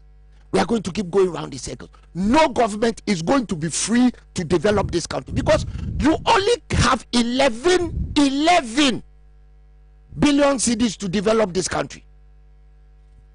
Of that 11 billion, you know you will not pay contractors. You are lying to them again because you simply don't have the money. In your estimate, you have projected a 37 billion cedi deficit. That is over a third of your budget is a deficit. You cannot guarantee revenues. Nobody has ever been able to guarantee revenues, because your revenues include grants from countries that are also having problems. So why are you people doing this to us? Why are you people doing this to us? You say we should tighten our belt. You have increased funds to the office of government machinery. That is the money you steal at the presidency, for in the layman's language. You have increased it from 2.55 billion to 3.13 billion. That is a 22% increase, Dr. Adumakukisi. 22% increase. You have increased your largesse so that you can employ Haji Afati as a national security operative. Right? So that more people can collect those largesses. You can use it for more frivolous things, whilst you tell me, Suini, Kwesi Pratt, Tijani, and indeed yourself, and Suini, that we should tighten our belt. So we tighten our belt, you losing yours. Why? Are you Mr. Pink Whistle? Why? Since John Mahama was in power, you have increased money that goes to the Flagstaff House by 937%, almost 1,000%, so that you can steal the money. That is the money you use to hire the luxury jets. There is a very, very, very, very strong suspicion among many quarters that you people have already bought that luxury jet. We are only waiting to find out how the engineering was done. But we will find out. Doc, in certain jurisdictions, after the Keta tidal wave, the president would have been there. The president has not gone there. He has not spoken about it. His vice president has not been there. They've not spoken about it. But when elections are coming, you take soldiers to the place to barricade them in their homes so that they cannot vote. One day, you will get a result. One day, you will get a result. One fine day, you will get a result. Because if this happened in Tebi or in Ekopo, our hometown, Ekopo, the president would have gone there by now. He would have been in the Alps. If a tidal wave, well, a tidal wave can climb up the mountain. But I'm sure you get the message. Ethnocentrism, it never got anybody anywhere. This country has lived through many changes of our existence. You know something? It is quacking. It is going quack, quack, quack, quack, quack, quack, quack, and it is following its mother in straight lines. It is a quack. I am telling you without any equivocation that if this happened in Ekopo or Tebi, the president would have been there. I've gone there. I've gone there. I said what I expected was that at the very least the vice president would have gone there to commiserate with the people. I don't care what there has been, Doc. I said I expected that at the very least the vice president would have gone there to commiserate with the people. Thank you. So go and tell them. Zuini and my brother, there's something that is going on in this country that should worry all of us. There are young people in this country, and 2 incidences occurred that frightened me. When the services advertised jobs, what happened at the Elwak Sports Stadium? And the job fair at the National Conference Center, the crash that nearly took apart the National Conference Center. It should tell you that people are desperate. And history is replete with what happens when young people are desperate for work. They have not told you they don't want to work, but you have created and empowered this opportunity in this country. You have made sure that people can't work, people can't have a living, and yet all you do is to shake us down and you tax us. Mobile money is not new money. It is a different platform for which people used to pay. It is a platform of convenience. It was nothing that was created by government. So government has no business getting in there and telling us that they are going to take that money for which for most intents and purposes has already been taxed. You turn us, you shake us down, you steal our money, and then you come and tell us you are going to use it for roads. If you stop capping the road fund, you will repair the roads. When you cap the road fund, what do you do with the excess? Use it for different types of transportation, like flying, buying luxury jets and flying in the air. Let me wrap up with my last point. The Auditor General of this country is not Domelovo for you people to come and say Domelovo has told lies. It is your Auditor General. Yeah, the light-skinned one. The light-skinned one. His report said there was 12 billion cedis that has been lost to this country's exchequer due to corruption. 12 billion. No, please. It is fact.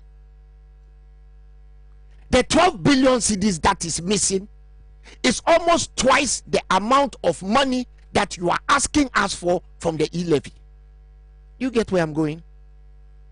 Where I'm going is that cut down on the pork, cut down on the domedo in your government, cut down on the waste, cut down on the corruption.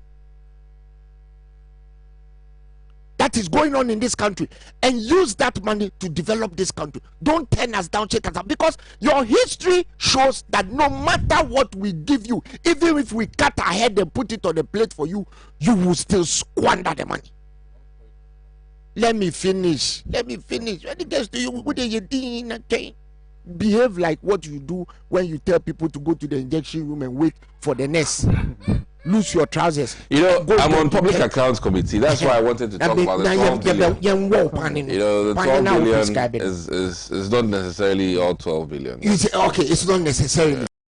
Whatever it is, Sweeney, it is more than they are asking for us to pay, no? So, trim down your expenditure. The reason why you people are afraid to go to IMF is because they will not allow you to fly in your luxury jet. You will take passenger aircraft, mobile for British Airways, the money transit. And no problem, no. That is why the defense minister came to stand in parliament and tell us that the president can't even bath before he gets. Why? Is the president incontinent? Does he need to bath before he gets out of the aircraft? You see, you people should stop taking us for granted, because it is becoming alarming. When you go to a restaurant today to eat, look at your bill.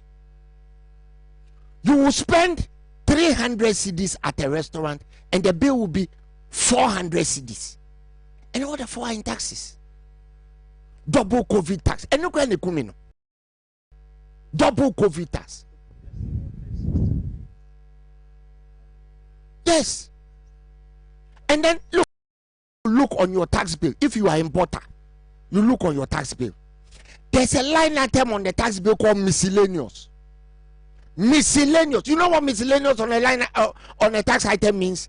It means it's money that somebody steals. That is the money that they used to give to their boo boys at the port. You can't keep going on like this. Especially what NDC government previously. When the finance minister, now finance minister, on the road, he was sharing leaflets telling people that the NDC is engaged in nuisance taxes. He was on the road. Am I lying? The finance minister, he was on the road. No dinner traffic. Teaching leaflets. Send this before you come for, they are wasting your taxes. What are you doing now? After the NDC borrowed, when you came to power, didn't you see? After all the things you said, you are a doctor, at least go to UGMC. If John Muhammad did nothing at all, go to UGMC. How many lives has UGMC saved? The doctors there, are they John Muhammad's relatives? The airport that we all love to breeze in and breeze out. Can you imagine within this COVID period what travel would have been like if that airport was not sitting there? That is what people who are fishing do. There were ambulances before you came. And the ones you brought, we are putting cement in it. The ones you brought, we are putting cement in it. And an ambulance is a depreciating asset. It is not an asset that appreciates. Okay. In wrapping up, yes, I'm wrapping up again. In conclusion, I'm being like my brother. Small point, you know. Listen, Ghanaians should say a big no to what these people are trying to do. And to my NDC colleagues and friends who think that if you don't allow them or meet them halfway on these taxes, you can't compromise your principles. Let's not begin with compromising principle. This tax is a blood tax. We are not going to pay. Zero. As far as we are concerned, there's no budget before the house.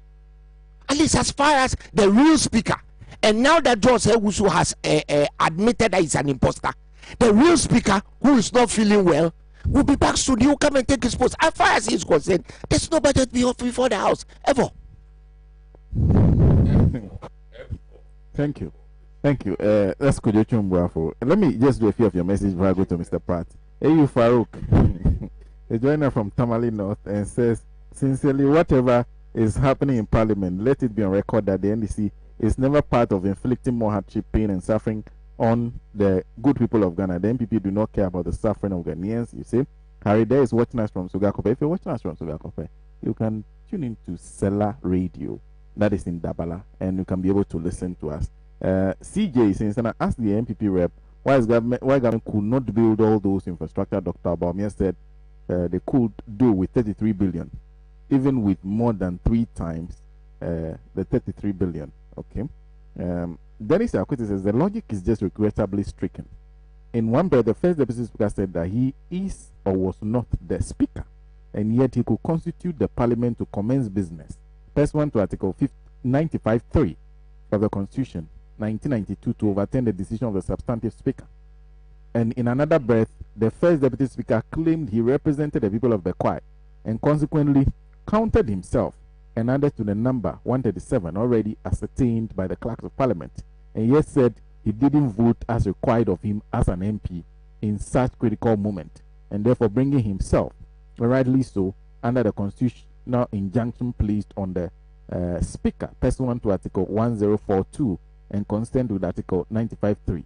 In other words, are members of parliament not expected to participate in voting in such critical circumstances, irrespective of the form such as a vote takes, be it yes or no, or even abstaining? And in all this, the moral society is still in its self-imposed slumber. God save Ghana. Robert Kofi says, it breaks my heart to hear people like the man talking like this. He's happy with the hardship Ghanaians are going through. He's happy about the banks that were closed down. President spending a lot of money on private jets and travelers. This man is happy about D-levy and the consequence that will come with it, which is closing down of mobile money transfer shops and people stopping the use of mobile money. I will never send money through mobile money system if this heartless thing goes through. Even if 200 Ghana cedis, I will send it through the bank. Abokwaji says, yes, we want our roads done. We want our country fixed. That's the more reason why we pay all the taxes we already pay without complaining. That does not mean government should unfairly overburden us with too many taxes and levies. E-levy simply doesn't make sense, and you know it. Patrick Kubesika says a good morning, and says what has happened to the leakages in the revenue collected and transferred into unknown account by the finance minister, and even the auditor's office come to confirm. The question was put to Ken Oforiatta during the vetting by Nombo Suhini. We are still waiting for clarification promised by the finance minister. Secondly, our oil revenue of $6 million can be accounted for, and you are there still debating this budget when there are more questions than answers. Spare us our ears. We are fed up. Kofi Nyade says, throw the whole budget into the gutters. If Donaldo stop his lavish lifestyle, they will save enough of the taxpayers' money. CJ says, Sena, when after Kufuor wickedly left an unimplemented single spine salary structure, yet the Tamils Mahama administration implemented while complaining about the eating all the meat on the bone. The MPP propaganda used it to advantage and gain the support of some ignorant Ghanaians. I thought Bawumia knew how to use money and still have left over. Magdo says, I salute the minority group in parliament for standing for the ordinary people on the streets. The president should stop spending ostentatiously and use our resources better. Sylvanos Dodogo Beans says, good morning. Please, the happenings in parliament prove to Ghanaians that the NDC MPs care about the ordinary Ghanaians, whilst the MPP MPs should, they only care about themselves. That said, the NDC MPs should continue in good faith to the last minute and making sure henceforth any and every business in parliament must be done by vote only. Sapiago says, I am at a loss considering the decision by the minority to walk out of parliament. Their explanation that the decision was a strategic one flies in the face. I wish the minority would do us a favor to provide further and better particulars as to what their strategic decision was to intend to accomplish. Was it to deny the MPP a quorum, to prevent a vote, or achieve a moral victory? Let me read something that Dr. Percy just sent. It says, Sena, our president Nana Addo Dankwa Akufo-Addo has only one thing for Ghanaians as a collective: contempt. And he never misses any opportunity to show this. But why not? Ghanaians deserve absolute contempt, first for falling for his desperate campaign of corn and false promises to hand over care of the public purse to him in December 2016. That was all he needed. He promptly made his first cousin, personal treasurer, and campaign finance manager, Ken Oforiatta, our Minister of Finance, and populace government with family, friends, ex-concubines, etc., etc. After a marvelous first term of rampant looting, borrowing on which Ken and co make profits, impunity and plain abuse, Ghanaians still permitted Nana Addo Dankwa Akufo-Addo to steal a second term to loot more. On this record, who says Ghanaians citizens do not deserve contempt from our ruler? Nana, the Ohini. Mr. Pratt. Well, I think that, look, everybody watching developments in Parliament should be exceedingly worried. And everybody watching developments in Parliament ought to be exceedingly worried for a number of reasons. And the first reason is that by the rules we have chosen for ourselves, which includes what is in the Constitution, and what Parliament itself has written and approved to govern its exercise of power stemming out of the sovereignty of our people, nothing will be done or can be done from January if the rigmarole in Parliament does not come to an end. Simply put, government would not be able to spend from January. A month from now, government business can grind to a halt. Now, that should be worrying for all of us. Because even now that government business is running, look at the poverty, look at the squalor, look at the pain that the people of Ghana are going through. So just close your eyes and imagine that government business has come to a halt. What is it that will happen to us? And that's my worry. And I'm sure that that is the worry of the so many people who are watching the drama. Some say the circus in Parliament.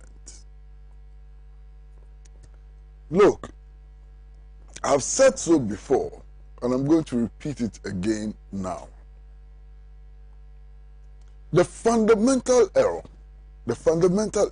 leading to all of this is the completely unnecessary and perhaps foolish compromises which were made in Parliament from the very beginning. You have a situation where two parties are in Parliament. Two parties are in Parliament. None of the other parties managed to get into Parliament. These two parties have 137 members of Parliament each. You understand? So this whole arrangement in Parliament, standing orders and all, which says that Parliament must continue to function on the basis of majority versus minority, is out of the window. So it meant that Parliament necessarily needed to be reconstructed not on the basis of majority versus minority, but on the basis of a certain parity. Then what happened? Instead of sitting down, rewriting the standing orders, reordering things in Parliament, Parliament by all means found a way of fixing 137 into majority versus minority. That's a problem. I mean, that's a problem. Now, why was there a huge battle over majority and minority and so on in Parliament? It's the old mindset. The old mindset. The old mindset which said that the minority can have its say and the majority will have its way. That's the old mindset. Now that old mindset has not given way to a new one which recognizes our current reality. So all this battle is about who has power, who doesn't have power, who has the majority and who has the minority. And the country is burning as a result. We sit back and watch proceedings in Parliament on television. And we can see insecurity brewing. We can see the hopes that the people of Ghana have evaporating. We can see the threat to our democracy. You understand? We can see the threat to our democracy and so on. Unfortunately, the political leadership of this country does not seem to see what all of us are seeing. The political leadership of this country is oblivious to what is unfolding, before us. Look, we went to the polls. Somehow, interestingly and strangely, this is what we ended up with. Okay? Now, immediately, it meant that we cannot continue to do business as usual. It meant that for things to pass through Parliament, there ought to be a certain consensus. The government doesn't realize that. The government has not realized that yet. It thinks it can bully its way. Bully your way with what? 137 members? You understand? By their calculation, because they wanted to fit into the old mode, they did this strange calculation which made an independent member of Parliament declare for one side of Parliament. That in itself, ab initio, was a problem. Because the rule says that if you cross carpet, you are out of Parliament. If you cross carpet, it's a basis for a by-election. You understand? And yet we allowed it. Then strangely, because this whole exercise is about who has power and so on, strangely, they forgot that by making this independent candidate a deputy speaker, his wings were being clipped. They forgot. And they fought to make this independent candidate a deputy speaker and clipped his wings. You understand? But Parliament itself has not realized that by making the independent candidate a deputy speaker, his wings have been clipped. So in the final analysis, they then announced something called majority group and minority group. Oh, we don't have a majority party. You don't have a minority party, but you have a majority group and a minority group. What does that mean? And we all sat back and we accepted this caricature of a majority group and a minority group and so on. Now, we are watching what is happening in Parliament. On a Thursday, Parliament meets. One side says, we have rejected the budget. Wednesday, I'm told. Then, on another day, Parliament meets again. The other side says, we have accepted the budget. Okay. Then, Parliament meets again, and so on. When is this going to stop? You see, Sena, I'm putting my ears to the ground. For the government side, or the so-called majority, to continue doing what they are going to continue, they have to cripple government business. You know what? The Constitution says that 50%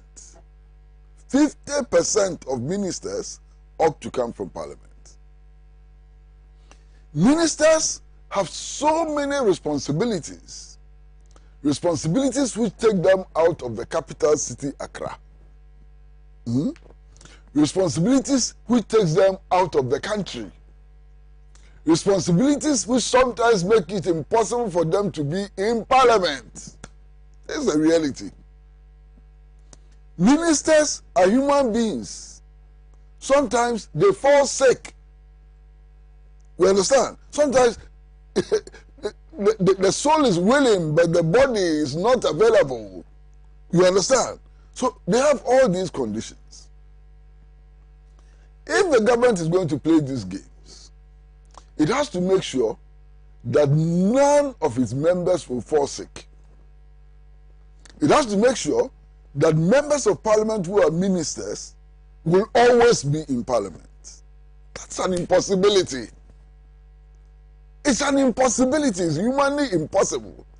And because it's impossible, they've got to come to the realization that the way to go to move forward is not Takashi. That the way to move forward is to convince your opponents that you are acting in the interest of the people of Ghana. Finish. But they have decided that they are not going to convince anybody. That they are not going to convince anybody. They will do as they please. And you can't do as you please. So as we go along, there will always be tension, there will always be clashes, and we would never be able to arrive at any conclusion. That is the bind in which we find ourselves today. I've been talking to members of parliament on both sides, very prominent parliamentarians on both sides. Now I'm told that they tried negotiations, and the period in which they met, given the crisis that we have, if you have to spend 1 week to trash things out, what is the problem? They met hurriedly. They were in a hurry. Hurriedly. NDC had 6 objections. Is it 6? Yes, 6 objections to the budget. On 5 of the items, they quickly agreed. On 1 item, there was a stalemate. The meeting broke down. How? How? You continue meeting and negotiating until you arrive at a consensus which is acceptable to both sides. What did the meeting break down on? E-levy.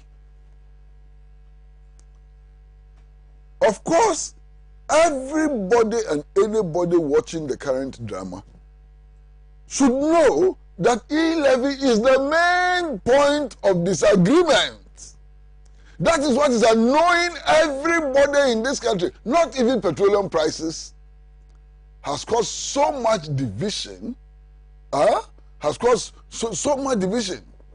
E-levy appears to be the main thing. And you can't spend 2-3 days on e-levy.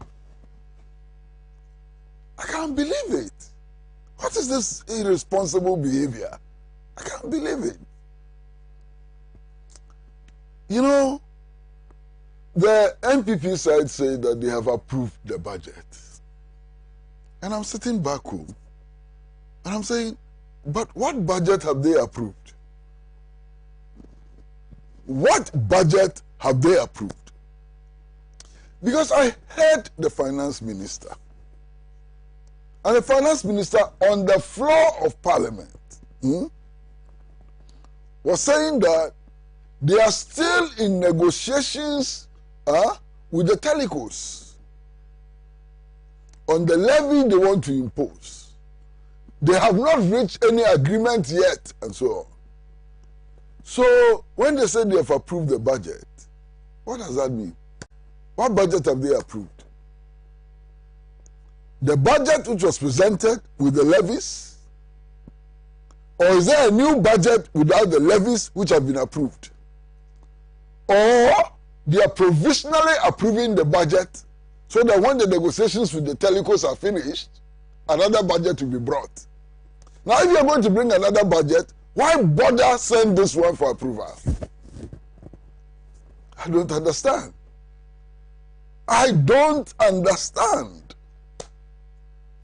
The finance minister on the floor of parliament says portions of the budget dealing with the ACA agreement are still being considered by the Attorney General. The Attorney General has not finished, though. He has not finished the work on the budget.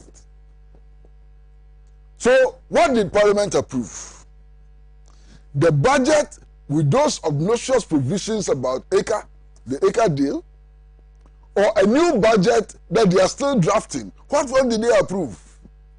And if it's the old budget they approved, why approve the old budget that you yourself agree that there's a problem with? Sena, do you understand all of this? I'm getting confused. What is this? What is this? And then he comes to Parliament, the Minister of Finance, and says, we have made some concessions. We have made some concessions to the so-called minority. Do you know the concessions? I don't know. So what did they approve? What concessions did Parliament approve? What is this? Is this the way to run Ghana?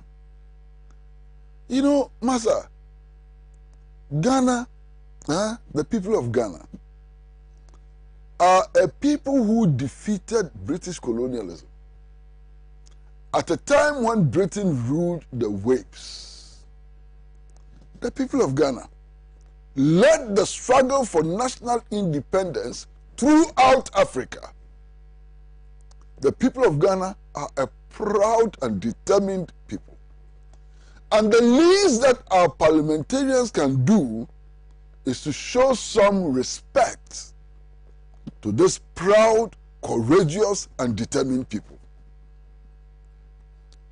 What is happening, as far as I'm concerned, is a clear insult to the people of Ghana. I mean, there's a certain assumption that we, the people of Ghana, are yo-yos. That we are yo-yos. We don't know what is happening. So they come and tell you, we have approved the budget and nobody knows what has been approved. You understand? Now, in this conversation, we have often been reminded about the fact that this is not the first time a budget has been rejected. Okay? So, it draws us back into history. During the Liman administration, Parliament rejected the budget of the Liman government. Under circumstances which I'm sure today, this government would not have tolerated. Liman had a clear majority. The Liman government had a clear majority in Parliament. You know what happened? Some members of Parliament on the Liman side got out of the chamber to visit the loo. You understand? A motion was moved as they walked out into the loo, and the doors to the chamber were locked. So they were standing outside the doors when the vote was taken and the Liman government was defeated. They could have raised hell. President Liman could have raised hell. The members of Parliament outside could have banged on the doors. They could have made so much noise and said this is unfair and so on. Nothing like that happened. The Liman administration accepted the verdict of Parliament as a true verdict of Parliament. They did not marshal their majority to go and overturn the decision which had been made. The Liman government took note of the points which had been raised against the budget. They prepared a new budget, submitted it to Parliament, and got approval, and this country ran. Look at the difference between what the Liman administration did and the circus which is being orchestrated today. Look at the difference. Sena, look at the difference. Look at the commitment of the Liman administration to ensuring a certain level of sanity in the process of the approval of the budget. Look at the display of maturity of the Liman administration. Compare it to what is happening today. Don't you feel sad? Don't you feel sad? In this particular case, a vote is taken, All kinds of statements are made after the vote is taken. Threats are issued and so on. At the next opportunity, people are mobilized to go into parliament, mobilized. Even a sick member of parliament was actually removed from hospitalization. Great risk to his life, at great risk to his life, forced into parliament to go and vote. Why? Members of parliament who were outside this country were flown in to go and vote and so on. You know, I'm not so sure that everything we are hearing may be the truth. But if everything we are hearing is the truth, then we should be worried. Because when you hear of the circumstances under which some of the members of parliament outside this country were flown in and the expense involved, it must be troubling. Is that how to use the taxpayers' money? I'm not so sure. Is that how to use the taxpayers' money? You know, so look, no matter what has happened and so on, this is the time for all of us as Ghanaians to force the two parties in parliament to reach some kind of agreement that we can all live with. The agreement that we should force them to come to, the agreement that we can all live with or we should all be able to live with, is an agreement that takes into consideration the overall interest of the people of Ghana. You cannot be discussing a budget for next year at a time when the people of Keita are under flood waters without making any provision for resolving the concrete problem of the people of Keita. Not just the people of Keita, all the way from Aflao and so on, down there. All those who are under flood waters, what do we intend to alleviate their suffering? So if the minority, so-called minority, says that we should take account of this, I agree with them. We should take account of this. We have a situation in which, in a matter of 4 years, the prices of everything and anything has gone up. Some prices have quadrupled. That should be addressed by this budget. When you have the price of an olonka of Gari moving up from 5 cedis to 15 cedis, we should be worried. When you have a situation where Kenke, the price of Kenke, jumps from 1 cedi to 3 cedis, we should be worried. When you have a situation where petroleum prices moves from 16 cedis per gallon to 28 cedis per gallon, we should be worried. So we should be asking, oh, I'm told it's 32. Well, so we should be asking ourselves, what is it that we can do in order to minimize the suffering of our people and so on? Sena, there's another big problem. The hole in the national economy is deep and it's getting deeper and deeper and deeper. And this hole in the national economy is the direct result of what some say is reckless borrowing. So are we just going to continue to borrow and borrow and borrow and borrow? Look at how much we are paying for debt servicing. Look at the interest we are paying on our loans. We are paying interest of more than 19% on what we borrow. One of the highest rates in the world, the whole world, because of the status of our economy. What is it that we can do in order to reverse this situation and in order to curb this incessant borrowing, this borrowing and borrowing and borrowing? I think the time has come for us also to insist that promises made by our governments should be kept. 2 key promises were made by this government. 1, to move away from taxation into production. What happened to that promise? The other promise was to curb excessive borrowing. What happened to that promise?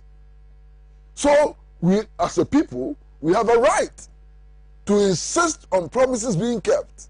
You understand? We handed over our power, our collective power. What government is exercising is power that belongs to 30 million Ghanaians. And we voluntarily handed over that power to them on the basis of promises they made to us. Not be so. We voluntarily handed over power. So the power they exercise is for us. It is power that they can continue to retain if they satisfy us. And if they don't satisfy us, it is power that we can take back. Very, very simple. Very simple. This one, no two ways about it. It's our power. We have lent it to you to go and serve us. If you cannot serve us, give us our power or we'll take our power. That's all. So we have a right to insist on them keeping the promises they made to us, which convinced us to surrender our collective power to them. And that must be reflected in whatever negotiations are made and so on. I can say it. It's not a secret. I can say it. Last night, I had a conversation with some leaders of the so-called minority. And they said that the minority was united. And happily Sohini is here. If it's not true, we can say it. And that there are no divisions in their ranks. They are working together. And that they will insist that they serve the public interest and so on. I raised the question of this 1% that the minority was accepting, that 1%, that the yield levy should be reduced from 1.75% to 1%, and they say it's not true. They haven't reached any agreement. That as a matter of fact, it was on that basis that the negotiations broke down. We are all sitting with bated breath. We are all waiting to see what the outcome of all of this will be. You understand? Now, this time round, I think, based on what I'm hearing and what I'm seeing, that the minority is fully conscious of the feelings at its base. And the minority is fully conscious of the fact that if they do not act in the public interest, its base will rebel. That's an interesting development. When people in the so-called minority, especially its leaders, begin to see the groundswell, of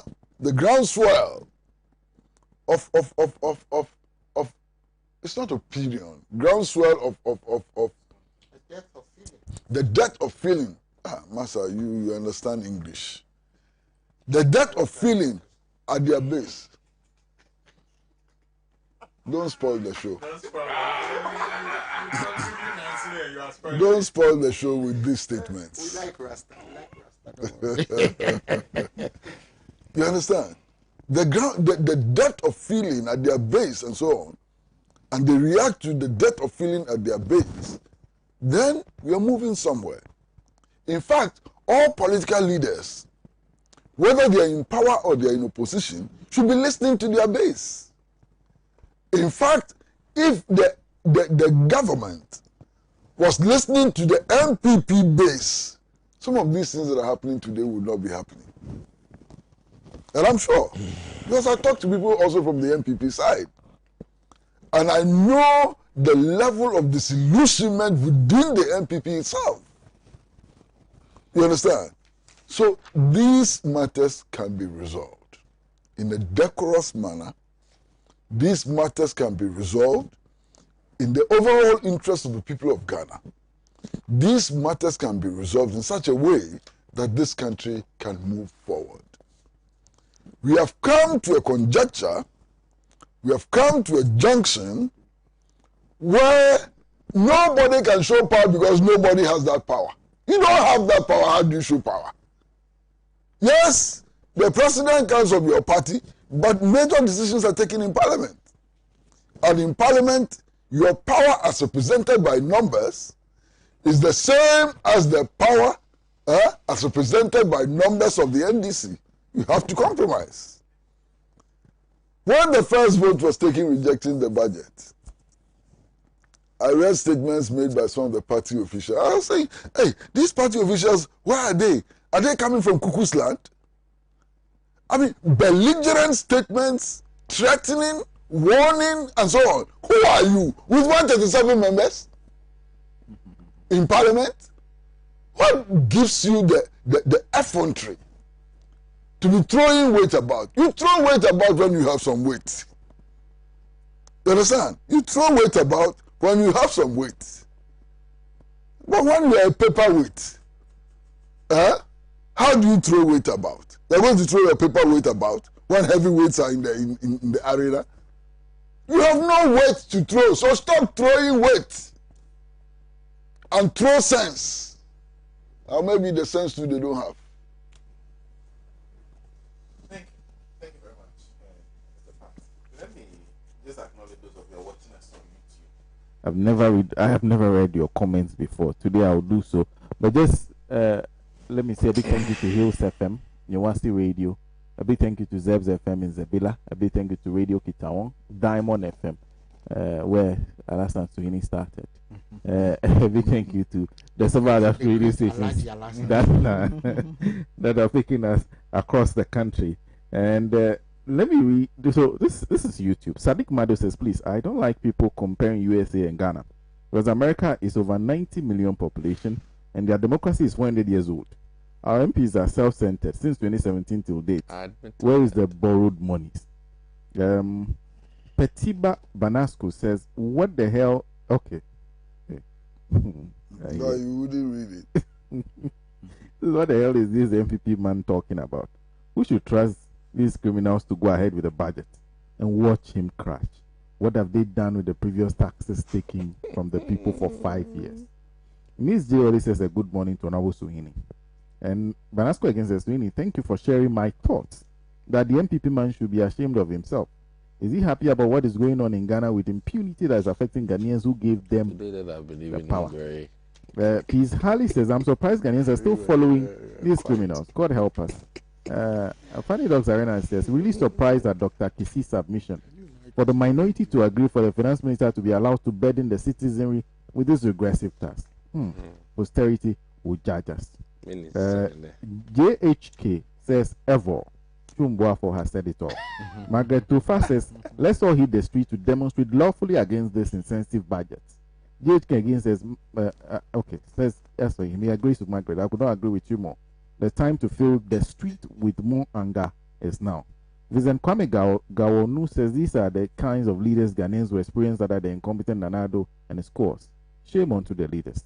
At this moment, which countries in the world are putting draconian taxes on their citizens? Every country is alleviating hardship of its citizens. And Christians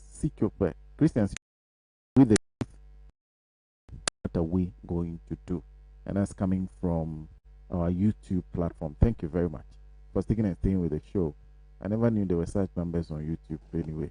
But thank you. I just decided to check today, and we're very grateful.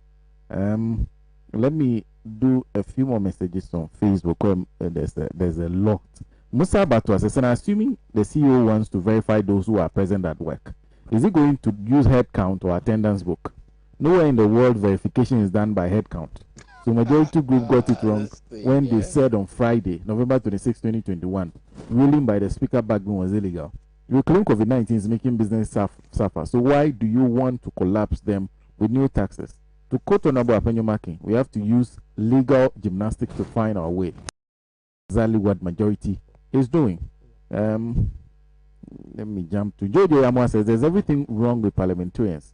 Why should the NDC MP still approve this MPP ministers because of some few notes of dollars they were promised? As for the MPP MPs, they are behaving like robots because they have been programmed to support any useless policy of the government. Other than that, how other than that, how can you support this budget? Our brothers in Keta are being swallowed by the sea, and you don't see the agencies to help them. But the president has spent $73,000 on the empty and useless trip to the USA. I pity the Voltarians who still support his party. Young Matthew Flo says, I'm very sad today listening to Mr. Kojo Chumbuafo. My country, Ghana, is bleeding under this government. God is watching, he says. Nuhu Abdul Hamid says, Mr. Prack, speak the truth. I stand by you. May Allah increase you in health and protect you for Ghana. Inshallah. This one, Michael Anani says, kudos to Honorable Dr. Dixon at Doma Kukisi. We are proud of you. Continue the great job you've been doing. God will see you. And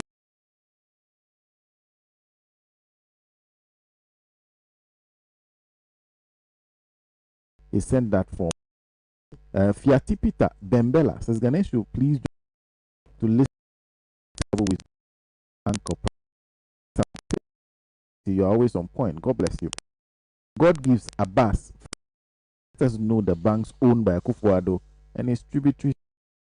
We don't even bank with them. The Momo due to the level. That will come. But says mobile money is and should not be taxed. It's only a convenience. Sure. So I trust this saying from so several of the messages I can just keep going, perhaps for another 30 minutes of the messages that have been sent through Facebook. A big thank you for sending those messages. They are still on the platform. Send more. I will try and read as much as I can.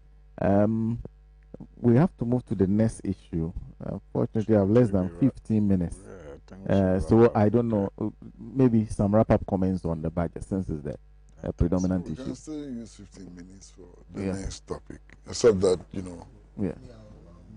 Yeah, because I think the feeling is So, Doc, you wanted to. Kobe wants to stick with the budget. Okay. So, first of all, I think certain things we ought to be a bit mindful of, especially with some of these expenses of the office of the president.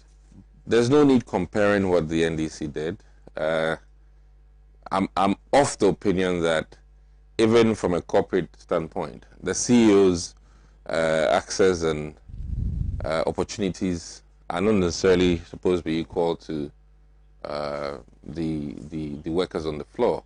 And as such, the office commands certain things, which I think we all agree to, and we ought to not do politics necessarily with that, because if I should pull out some of the governmental expenses of former President Mahama, it will not be appropriate.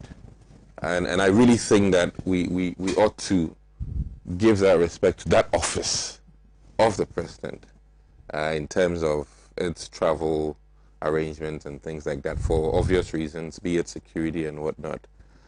So that is one key thing that I think, whether in opposition or in government, I think we should. Now, there are so many claims that my senior member here made, which unfortunately I think one key thing that hit me was the ethnocentric one, which I would beg on this show that we are mindful, because we do not want this country to slip into any of these kinds of sentiments that bring about untoward things in the country. We have a country to build together as a nation, and when we do talk, we need to be mindful that we have the platform for the whole country together and not do that. This is what Napo said. This is what Napo said on Asempa last week. I am saying it is my point that I am making, that we ought to, even if I don't know what Napo said, but I'm making a point as a nation. I mean, we have Evers who are married to Akans, we have Akans who are married to Northerners. We've gone beyond that as a nation, and I really think that we should not return to some of these things and rather project the nation as one. That's what I would end on. Okay. Well, Sena, as for the last topic, I think that we all just have to keep the vigilance, keep being responsible, protect ourselves as much as possible. I said in the last wave that it was by the grace of God and our own, you know, if you like, responsibilities that helped those of us who survived to this point. Grace of God and our own actions. And so we just pray that we will continue to do so. Our government only saw it as an opportunity, you know, to make their cronies rich. If you look at some of the items that they purchase and the prices at which they purchase them, you are not surprised that we are, you know, in a big hole as far as our finances is concerned. But back to the budget, I just want to reiterate the point I made in relation to the conduct of members of parliament in the House. Disturbing as it may be, we have to understand that progress does not come in straight lines. I mean, these are some of the, if you like, things that people like I indicated earlier, Kwesi Pratt and others fought for. I mean, the opportunity to agree passionately, I mean, to disagree passionately, you know, within the frame of law, and you know, in that disagreement still come out with a path will lead to progress, even if it is coming in bits and pieces and not in a straight line. So let us appreciate what we have and not sacrifice what we have now, because it will be a shame on the lives that were lost. And it will also mean that we do not recognize how other countries today are fighting for that same opportunity to argue in their parliaments and to take decisions that matter to them. So we can conduct ourselves better moving forward. But there is the scare that if we are not able to arrive at a decision soon, the country may ground to a halt. I just want to indicate that, yes, it is something we must be worried about.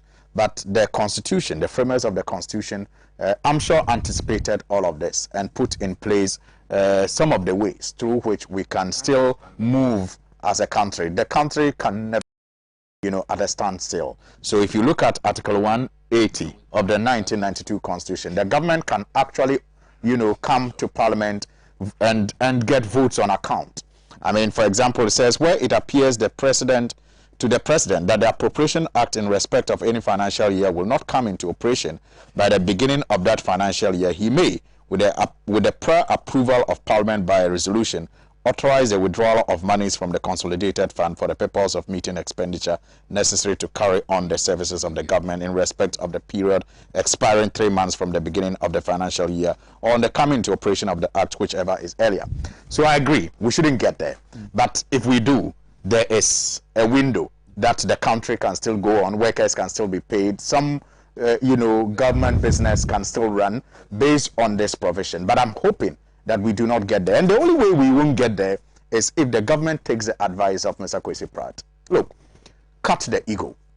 I think many people in government are still living under the illusion that they have majority in Parliament.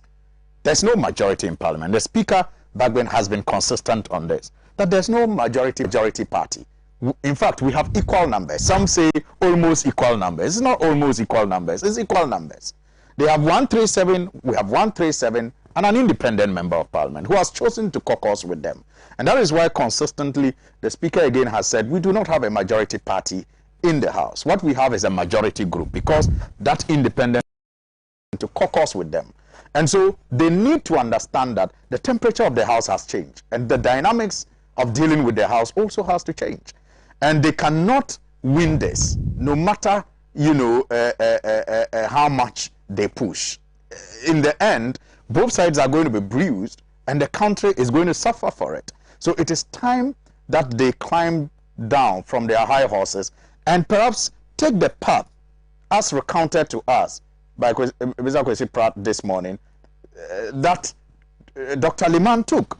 Simply do the needful. I mean, the finance minister, for example, on the day of their charade, when they acted the so-called passage of the budget, after that so-called passage, and even in our votes and proceedings, the motion that was adopted that day as passage of the budget said subject to concessions.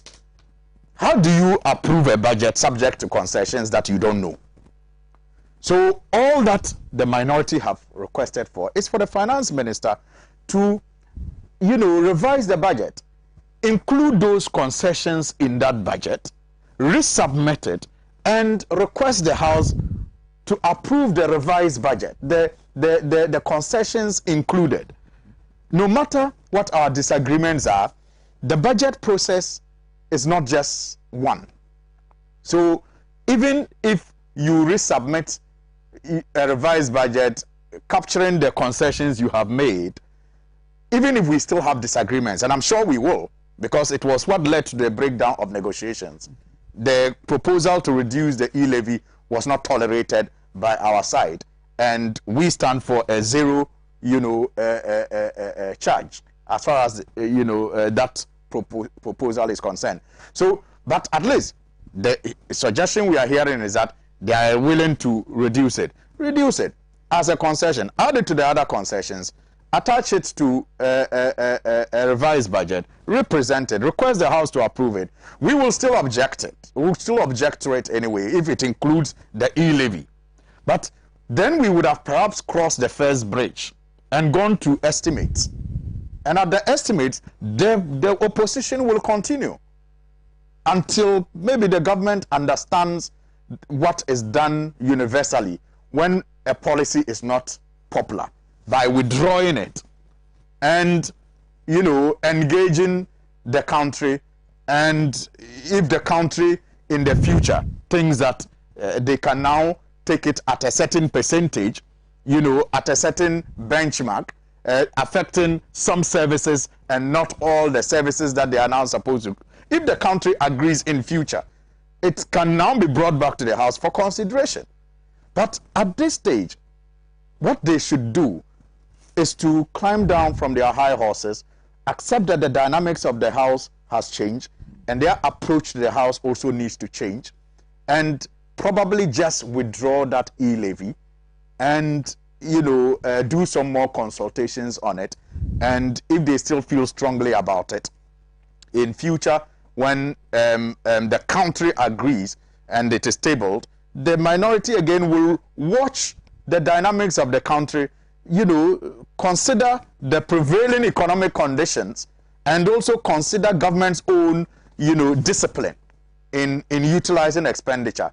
But at this stage, as we stand, there is no consideration whatsoever as far as that is concerned. And if they do not understand these dynamics, then it is going to be very difficult for them to proceed without problems. And they have more to lose because they have the responsibility to make this country move on. It should not, bend on their heads. And that is why they have to, exercise a lot of restraint in these matters. Okay. Thank you. Thank you very much. This is from David Sena, who says, hello, Sena. What the MPP MPs are doing in Parliament now is importing vigilantism into Ghana's democracy. The earlier they stop, the better. That is coming from David Sena. Abbas Amogobo in Offenso says, MPP with Nanado is a big mess in the history of Ghana's politics. Akufo-Addo has destroyed and disgraced Ghana's political system to the highest effect. He is the most useless president we have in the history of Ghana, with his bunch of incompetent appointees still around him. That's from Abbas Amogobo. This one said, this is Julius Agahoa and Tahiru. Hey, two people at once. From Asawasi says, Sena, if confused, Joe Sewusu is saying he's not the speaker in the absence of Speaker Bagbin, then who is he? When he was overturning Speaker Bagbin's ruling yesterday, honestly, Joe Wise is a disgrace to Mother Ghana, and he should be blamed for any violence that may occur in the near future. Since regards to Honorable Alasan Sweeney, this is hashtag our democracy must be protected. My brother, thank you very much.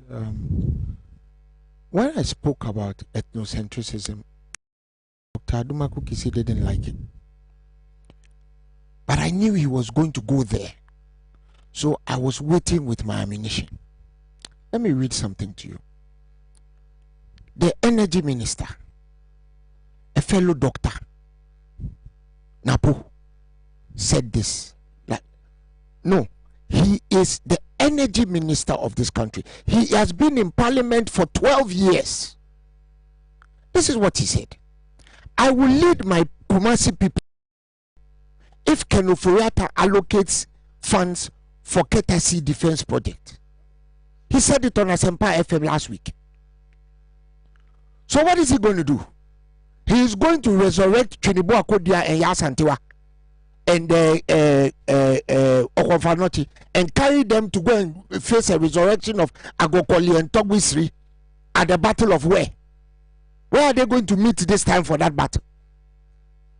Excuse me to say, if this is not madness, what is it? If this is not ethnocentricity in its lunatic form, what is it? This sentiment has just been repeated, I am told, on TV3 by another of your parliamentarians called Habib.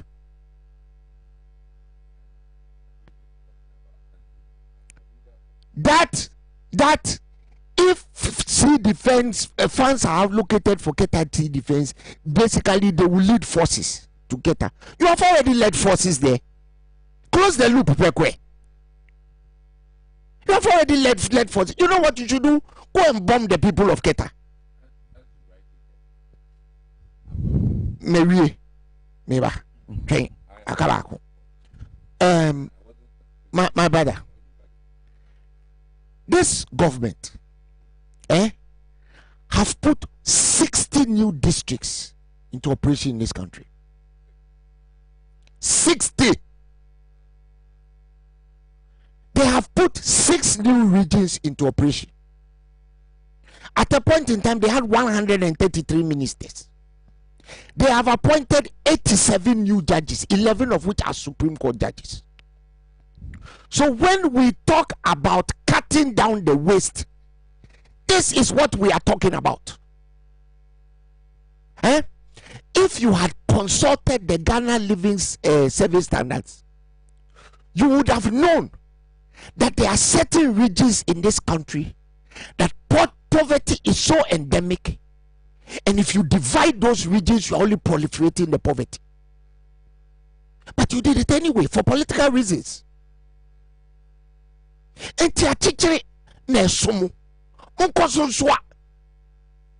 You are like those people who sit in a goods train between Accra and Nsawam and are still carrying their load. Carry your load. And nobody should ask the NDC what alternatives are. Let me quote J.H. Benson. Get out. When you get out, we will show the people what our alternatives are. I'm quoting J.H. Benson.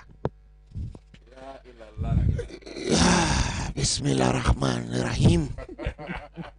Now can say minimum Arabic no. You see, let me just finish today's program because it's already 12 o'clock. By saying the people of Ghana, as for me, I didn't vote for them, and I'm willing to take the hardship.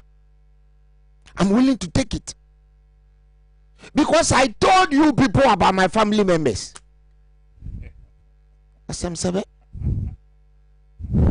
Thank you. Michael Inungwa says, Sena, good morning. And guest in the studio, I have a question. Is the Deputy Finance Minister Eduboahen's private company, is it what will be used to collect e-levy worth 250 million yearly? Okay, I've read what you've sent. I wanted to do some editing, but it's what you sent. Mistake in Insama Dwaju says, it's unfortunate, preposterous, and insensitive on the part of this incompetent, clueless, Nanado-led government to illegally and arrogantly force this draconian budget on the poor suffering Ghanaians. I describe this budget in the current economic situation as economic atrocity. Prices of goods and services are skyrocketing and the center cannot hold. Sends regards to, okay, thank you very much for that. Mr. Pratt? Well, I mean, the detection of a new variant of the COVID-19 virus only confirms what scientists were expecting. Because from the very beginning, we were told that this vaccine apartheid would lead to a situation in which new variants would develop. And some of the new variants could be very devastating. Now, those of us in the developing, so-called developing countries, those of us in Asia, in Latin America, and so on, have not had access, equal access to the vaccines.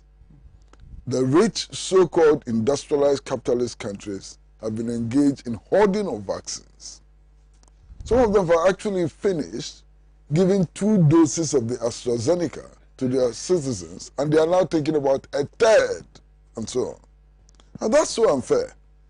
And if they continue to behave like this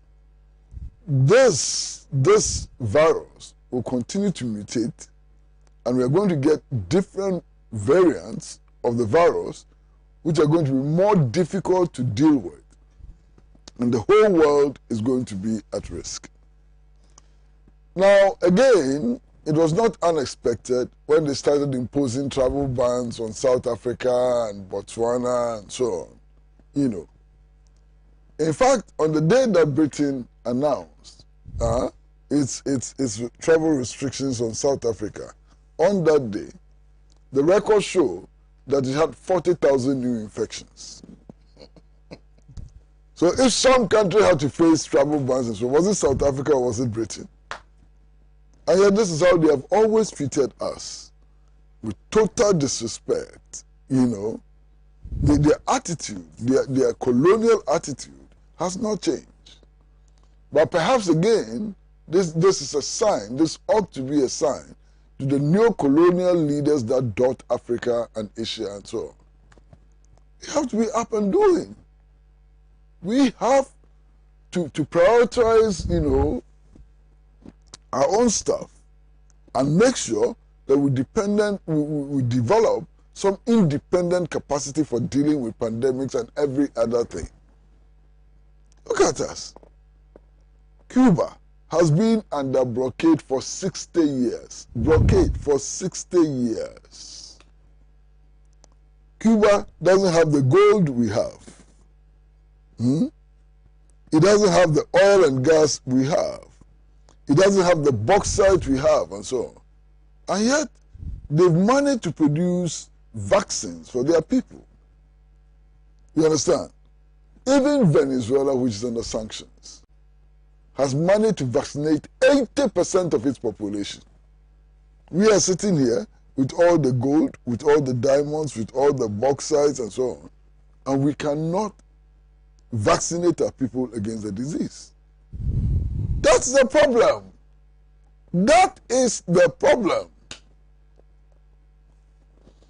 Well, if we want to move forward, if we want to see significant improvements in our lives, if we want to harness our resources to push our own development effort forward, then we've got to be treating these neo-colonial leaders like a plague. Avoid them. Voting has consequences. The type of people we vote for will have consequences for us for now and the future. That is the lesson we have to learn. Thank you. Thank you. This is from Tafaina Marhia, who says government is in desperate need of $1 billion. That's 6.5 billion Ghana cedis through levy to avoid IMF. Same government in 2020 lost 12.8 billion through financial irregularities. Meanwhile, it is the same group of people who in 2016 said, if given an opportunity to govern, they will plug all corruption loopholes and put the resources gotten from leakages into the development of the nation. Thank you, and thank you to every one of you who sent messages and watched the show throughout. A big thank you to all of you on social media, Facebook, YouTube. A big thank you. Let me send condolences to one Mr. Chase and your brother Raymond. You're burying your father today. Our condolences to the two of you. And let me also salute our friend Bernard, E-Range Investment in Soga Copper. He works on the flyers for us. Let me end with Dr. Percy.